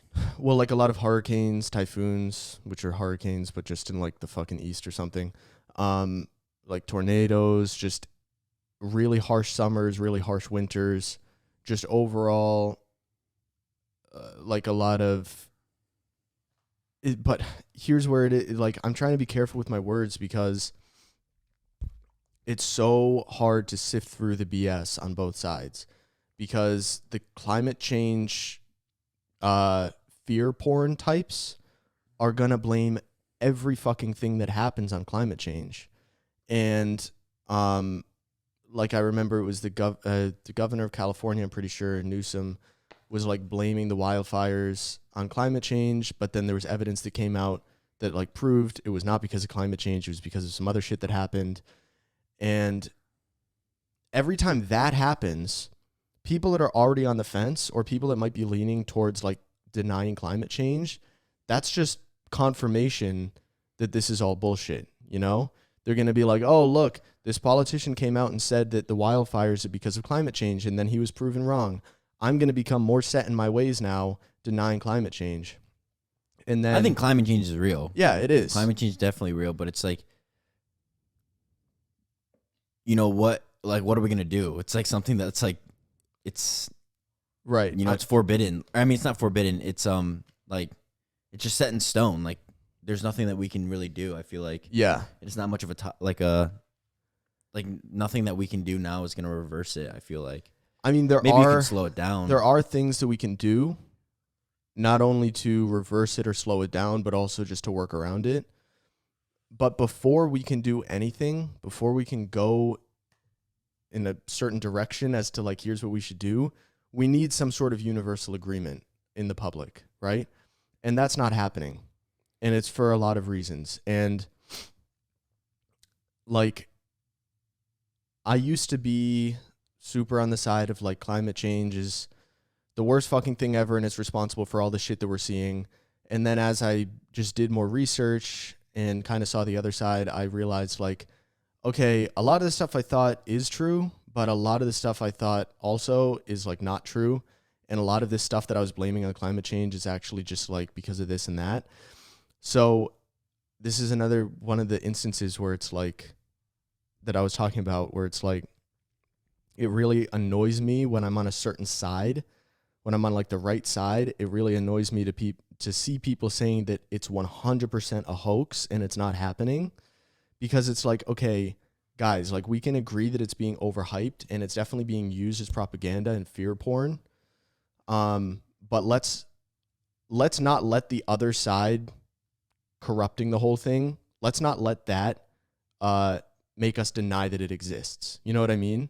Like, just because a lot of people on the other side are using this for political gain doesn't mean we can just say, okay, it doesn't exist, you know? And I don't want to rant too long because I want to hear your thoughts on this, but like, I could say so much about this. Yeah, I was going to say, well, this is kind of off topic, but with climate change and stuff, I figured you'd mention like electric cars and shit like that. Did you see, well, because bro, in like 10 or 15 years, all these companies are going to start, they're switching over to electric cars. Like every single company is switching over to electric cars. This is like, I won't be cool anymore. I saw like a thing where it was like, so Lamborghini's going back to their old look. Like the Countach or whatever. Yeah. Countach. Yeah. Yeah. And then like Nissan's going back to their old look. And I saw something. It was by the way, looks sick. The Countach or whatever looks fucking dope. Yeah. They were saying that the reason why they're going back to this old look is because they're doing this one big push before, you know, electric cars start coming in. And I saw that, I don't know if it was the Biden administration or who it was, but I know that the government is going to, they're talking about taxing, because you can't tax with gas. They tax gas. So that's a shit ton of money. They're going to start taxing your miles on your Tesla. So because you already have a you can fucking tax everything, dude. You already have a computer in your car, so they know where you're going. They're going to start taxing every electric car's miles. So because you're not using gas, So they need money. Ugh. So because you're not getting enough fucking income tax, because you're not using gas, they're going to start taxing your miles. They're going to see where you go, and they're going to tax your miles. So Jesus. So once everything goes electric and like everyone's not using gas cars and stuff, it's going to be like, yeah, you're going to be saving money and shit because you're using electric, but now they're going to tax your miles and how much you drive and shit. Yeah. My dad sent me that article. And I mean, like with electric cars, for example, I do think obviously they're the future, not just because of the climate change thing, but just because they're superior. Like if you think about the complexity of a gas engine, everything that can go wrong with it, all the maintenance needed versus roller skate fucking car, you know, if they can like just, versus battery on wheels. If they can just nail the range, like I know Tesla's got it down pretty good, but like these other companies, if they can just really hunker down on like focusing on having that long range where you're 100%. not like, actually, dude, it's gonna be very. I disagree on that. I think the range of my Tesla is about the same as the range on a Camry. I can get about if I drive conservatively, like if I put it into chill mode, I can get about 300 miles out of mine, which is about a full tank of gas. The big thing that needs to happen is the infrastructure needs to come in. That's a little low, 300, because I know like. Okay, so it's not. I mean, my car's a pig, so I get like 320, but Eric's car gets like 430. Really? Yeah. Okay. Well, okay. Maybe it's not as much, but it's in the same ballpark. 300 versus Yeah. 430. You can drive pretty fucking far, and I know that the new Plaid with the 19-inch wheels can go 390 miles. And like the Roadster they plan on releasing is going to be 620 miles of range. You saw they pushed it back to 2023. Yeah. Yeah. Production is going to be 2023. Honestly, I wouldn't be surprised if it was 2024. They've got so much other shit to work on, like the Cybertruck and stuff. But anyway, 620 miles of range, that's great. Unless you drive it like me, and then it's going to be like 200 miles of range. Wait, the Roadster has 620? Yeah. Holy shit. Yeah, because they're working on like new battery tech. But battery tech will only take you so far. What we need is, and I think this will happen naturally, so I'm not worried about it. The more cars become electric, the more people are driving electric cars, the more superchargers we'll need. So, like, the big thing about a gas car is the convenience, because there's gas stations everywhere. Block. So you can drive across the country, and but then you need like a universal. You need a universal charger. That's another thing. That's another issue. And Tesla is like, nope, we got the fucking monopoly on this, because Tesla is like the most electric cars are Tesla. So then I think what can happen too is, and this is a workaround, is there will be third-party adapters. So like if you get a fucking Nissan Leaf, you can probably, someone on Amazon will make some adapter that you can put on a Tesla charger and then fucking plug it in. Who knows? Maybe that'll happen, maybe it won't. Regardless, the biggest thing that needs to happen with electric cars is there needs to be a supercharger as often as there is a gas station. Like if that was the case, people would switch to electric so fast. But for me right now, if I wanted, the closest supercharger to here is 14 minutes away. And I'm in a city. Mm-hmm. I mean, think about the fucking middle of like Alabama. Yeah. You think there's any Tesla superchargers around? You know, versus gas stations? There needs to be, and that's just time.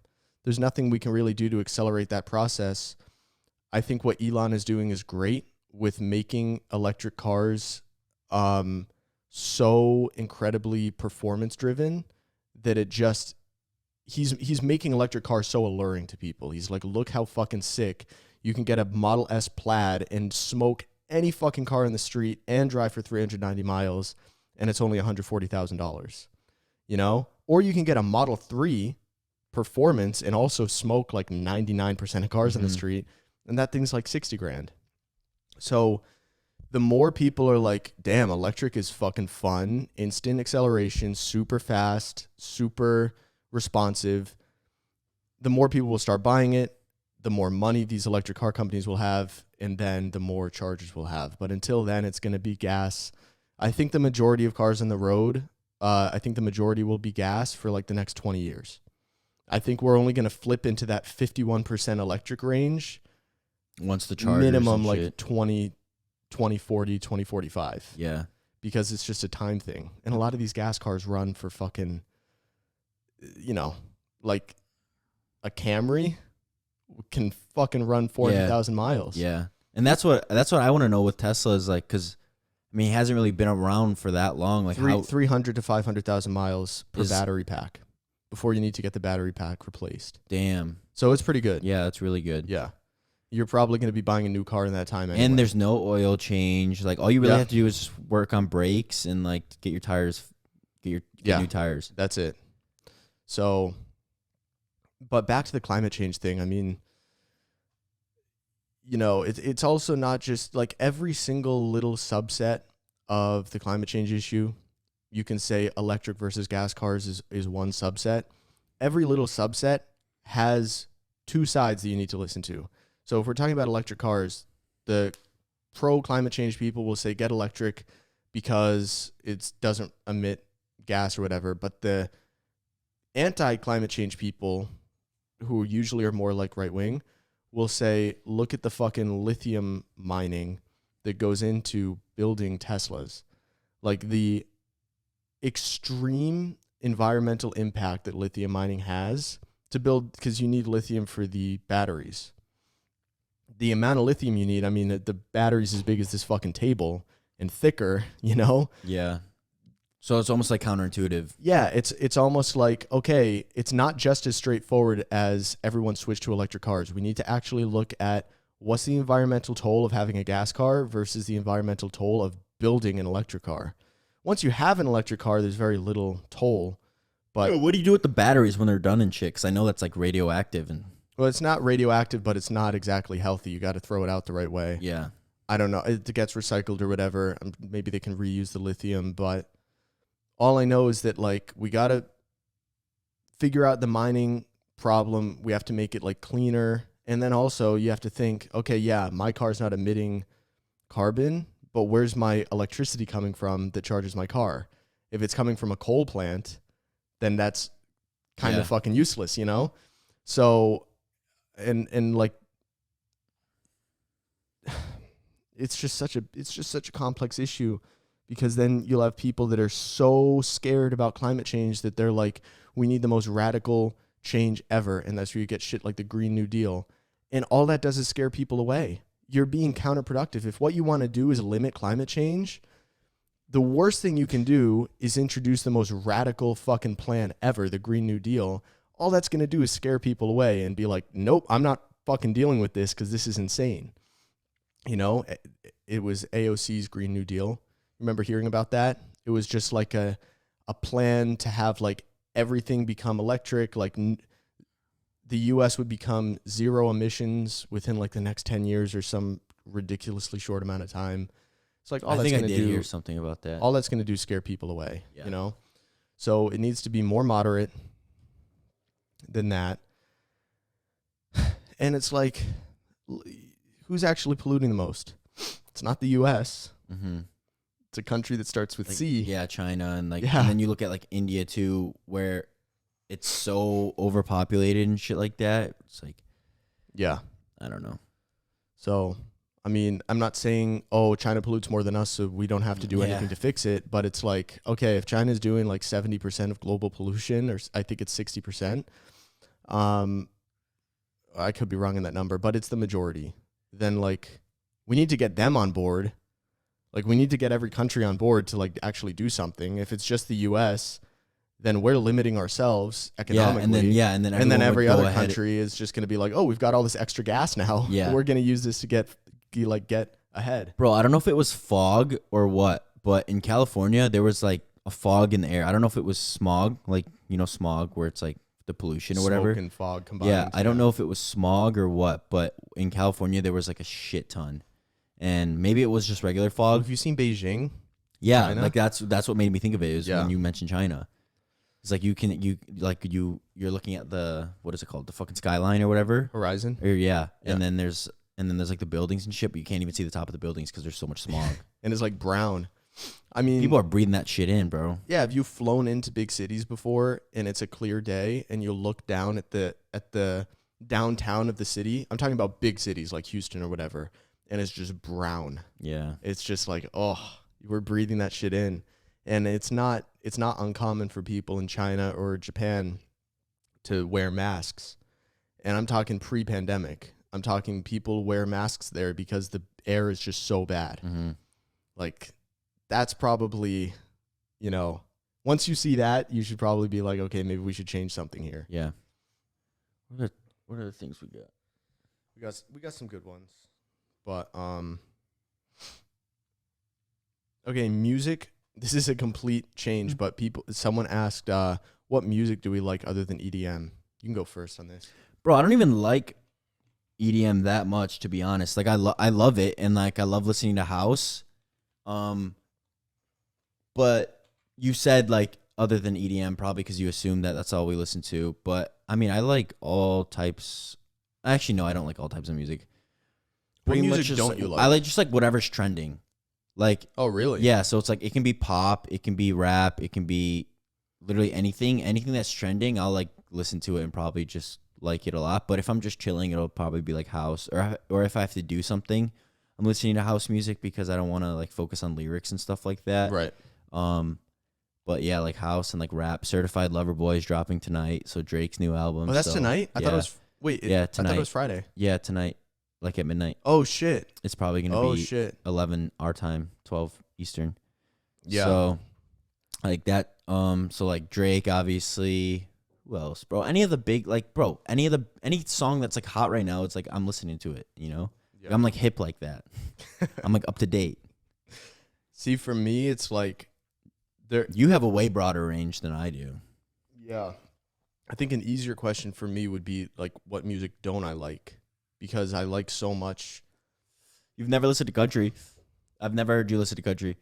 Yeah, I don't really like country, but the country songs I do like, I really fucking like. You're like vibing out, like yeah, throw on a little southern accent while you're singing it. Yeah, well, it has to be a super specific mood. I've got to be in a really good, like happy, bright mood, and I'm like, yeah, we'll throw on some country. Yeah. I've never listened to. I've tried, but I didn't like. Yeah, most country I don't like. I'm sure there's some obscure genres that I probably wouldn't be into.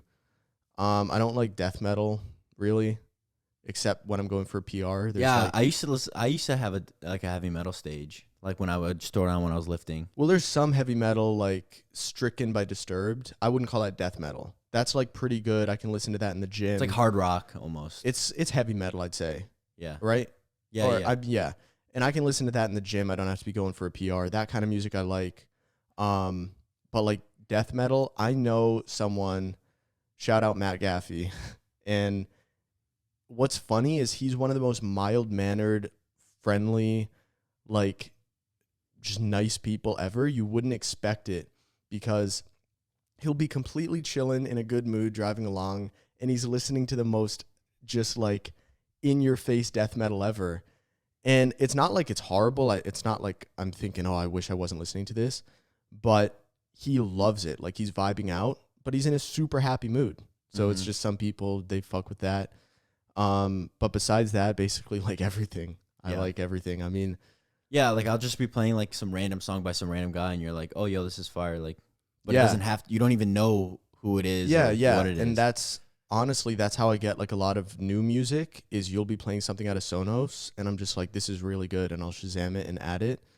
But I'll go from listening to like rap, trap, stuff like that, to like Pink Floyd, the Beatles, like. Dude, when I was building my fucking dresser, I was listening to classical music the whole time because I was just in such a peaceful mood that's what I wanted to listen to. And then, I don't know, it just changes so much. Like, honestly, some of it's probably embarrassing. You know, if I were to just scroll through my liked songs, I'd be like, oh, should I say that? But it's everything. It's just everything. Just random ass songs. Yeah. But we've been going for about 2 hours now, and we got to go to the gym because we're filming. So I want to end it here because we have some good topics for the next podcast. Wait, should we read the first date ones? Because I did put up a story. Oh shit, I forgot about that. Yeah. So we put up a story on the MogCast IG. If you're not following, what the fuck are you doing? Go follow MogCast at MogCast. So we put up a story saying your worst first date or your worst date stories in general. And this time, because last time I was the one who like read them, and then I got Soosh's live reaction. Yeah. So and then I'm gonna go ahead and read. Bro, you know what's funny though is that I didn't realize this, but when I went to San Diego, that was my first date, like my first real first date. What do you mean? Like, that was my first date ever. Really? Yeah, like a formal first date. Like, take you out to dinner on the first time meeting. Like, obviously, we had talked before and shit, but, like, that was my first date. Because usually, you know, I just have, like, people come over or girls come over. Yeah. And, like, it was never really a date. Right. So that was my first date, and I just thought that was interesting. But, yeah, so this is a good one. So he goes, met this girl on Bumble, went on one date, and ate that snatch. I don't know what that means. Week later, I drove all the way to Vermont from Connecticut in a snowstorm to stay at her parents' empty ski resort, just to not get hard when the time came. Never heard back from her, and I got blocked. I got blocked on IG. No. First date, I wasn't permitted to more than eating her snatch because we were in the back of... Stop calling it a snatch, bro. We were in the back of my Ford Fiesta. Carly, if you see this on the MogCast, please unblock me. You gotta move on from Carly, bro. That's the only reason why I read that, because I thought that was so funny. Move on from Carly, man. Yeah, if she... I mean, bro, why didn't you get hard? Just anxiety or what, broski? Come on. All right, next one. Worst date story for me was when I was with this girl and we were doing it. It was... Bro, I literally said it doesn't have to be sexual. It was the first... So this guy was fucking on the first date. But first date, they were doing it. It was at a public park, and a dude mugged me with a gun. Never had public intercourse again. He caught me with my motherfucking pants down. Holy shit. Yeah. Wait, so he was having sex in a park and some dude came up and mugged him. Bro, if I was the guy mugging, I'd probably like wait for him to finish just out of respect and then be like, "You done, bro? Okay, I'm mugging you now." Yeah. Fuck, dude, that's so... That can't be true. Is that true? I mean, I get, like, people get mugged. Yeah. That would be the most vulnerable time to mug someone. 100%. You scare the shit out of them. Yeah. I'd probably say something. I'd be like, "Dude, here's my money, but, like, really? You couldn't wait for me to finish?" All right, this one's really long. I didn't read it, but the reason why I'm saying it is because it's like literally MLA format. So I have to give him the respect and read it. And he's like really excited. He's got capitals and shit. So he's like, "All right, so boom. I picked up this girl at her house for a first date. As soon as she came in my Jeep, she gave me a hug, sniffed my neck. She said I smell good. So I thought, oh, thanks, clearly thinking it was normal. Until about every 5 minutes into the drive to the city, she kept sniffing my arm, but like it was 2 quick sniffs. Nothing serious yet," in all caps.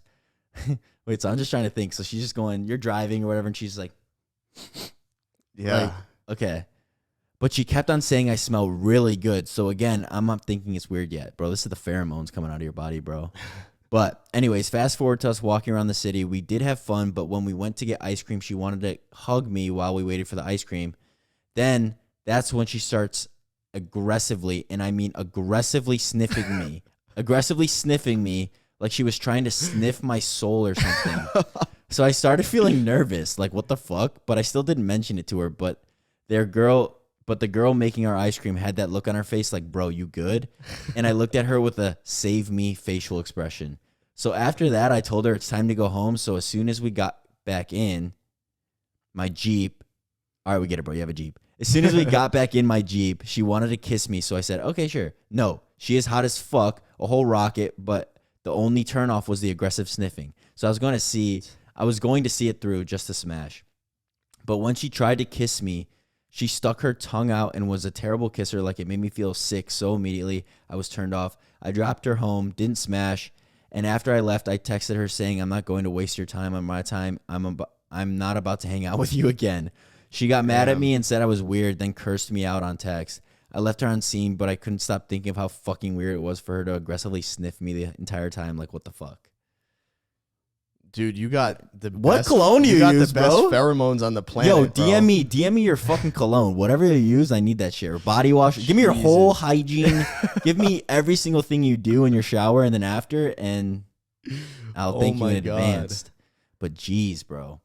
That, like, I mean, is that psycho? Yeah, a little bit. I mean, yeah, the aggressive sniffing for sure. Aggressive sniffing. Yeah. I mean, it's one thing to be like, you smell really good. Yeah. Maybe twice to say it again, like, oh, yeah, you, once again. But usually you'd follow it up then with, like, "What cologne are you using?" Yeah. Like, it smells really good. But for her to just keep doing it. And then sniffing your arm. Yeah. Like you're just driving and she's like you're a fucking scratchy sniff. Jeez, bro. I mean, I think I would have probably said something as a joke, but kind of just putting a feeler out there. I would have probably just been like, damn, you really fucking think I smell good, huh? Yeah. And see what she says. That's funny. But jeez. I wanted to talk. I know we want to wrap it up, but I wanted to talk really quick because there was one person that questioned. He said, one of the topics, he goes, Soosh rebounding so quick. And I just wanted to mention real quick that I don't consider this a rebound because, I've talked to this girl. Hopefully you guys will see her soon on like YouTube or something, which another segue.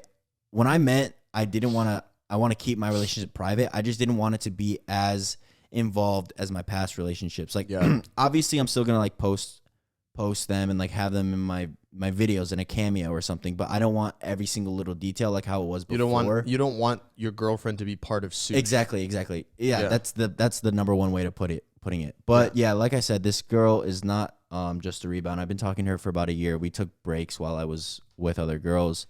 But yeah, I went out to see her, and we're gonna try to do a little bit of long distance relationship, but it's not really like with you and Hannah. It's a little bit different because she's totally in another country, and and because of the thing. But like with my situation, her being in the States, it's long distance, but like I can easily book a trip and go out, and go see her. A fucking 2.5, 3 hour flight or something. Yeah, so it's not that big of a deal. It's like, and then I can fly back and get back to what I'm doing. So, because I know somebody mentioned in one of my other videos like, "Hey, y'all help me, bro. I'm struggling doing long distance," and I was like, "You just gotta have a lot of trust." Is that what he was worried about? Was like, well, trust? He was like, "I'm just trying to figure out how to do this long distance shit," and I was like, "The number one thing is definitely trust, because you're not gonna be able to." If you trust her, then the only have no problem. The only downside of long distance is just missing her. Yeah, but it's like for me, I'm a pretty independent person, so I actually like my alone time. So obviously, I wish I didn't have this much alone time away from Hannah, but for me, I'm not the super clingy type, so I don't know. It works out well for me because I'm just like, I miss her when she leaves, but I also can spend time alone and be comfortable with that. But I think to most people, a big problem would be money. Depends how long distance she is. If she's a flight away, not everyone can just afford to fucking book flights every 2 weeks, Exactly. So that's tough. And that's why I'm fortunate enough to I have the money where I can fly there. And she's coming here, and she's literally paying for herself. So it's like, and I offered to help her, and she's paying for it. She flies in tomorrow. Independent woman. Yeah, independent woman. Yeah. But she what the fuck was I gonna say? Talking about rebound. The number one thing that I find hard with long distance is because my love language is touch. Same. So I love like being able to like feel your presence, not necessarily touch, but like be in the same presence as you, and then touch you. So when I can't do that, like when I'm FaceTime and shit, that is the number one thing that I find hard. Yeah. Is with long distance. Because I've never done long distance, so this is my first time doing it. That's when I said like missing the person, that's kind of what I was referring to. It's like, obviously you can FaceTime them, but like missing touching them and being in their presence. Yeah. And like going back to that thing, sniffing, like just like smell and all the senses, like having your senses with them besides just visual and audio. Right. It's like, that's the number one thing that's killing me. Yeah. Yeah. And I mentioned in my other video, in my YouTube video, that we made a joke that it was friends with benefits, but it's not friends with benefits. Like we're properly long distance dating. Long distance kings. I'm a lover boy, so a certified lover boy. Yeah. Perfect timing on the album. Yep. We got to wrap it up though, because I'm pretty sure there's probably like 2 minutes left on the card. On the card. All right. Thank you guys so much for watching. If you want to get Anabars, we have the link in the description. Use code MOG. That supports both of us. And if you want to support us individually, you can use code Soosh or code JAM on Gorilla Mind supplements and Young LA clothes. And we talked about a lot of controversial shit. So if you have like arguments or anything like that, we read the comments and shit. Yeah. So make sure you guys keep them respectful, because this is we're not trying to attack anyone here. All right. Be respectful. Yeah. All right. We'll see you guys in the next one. Peace out.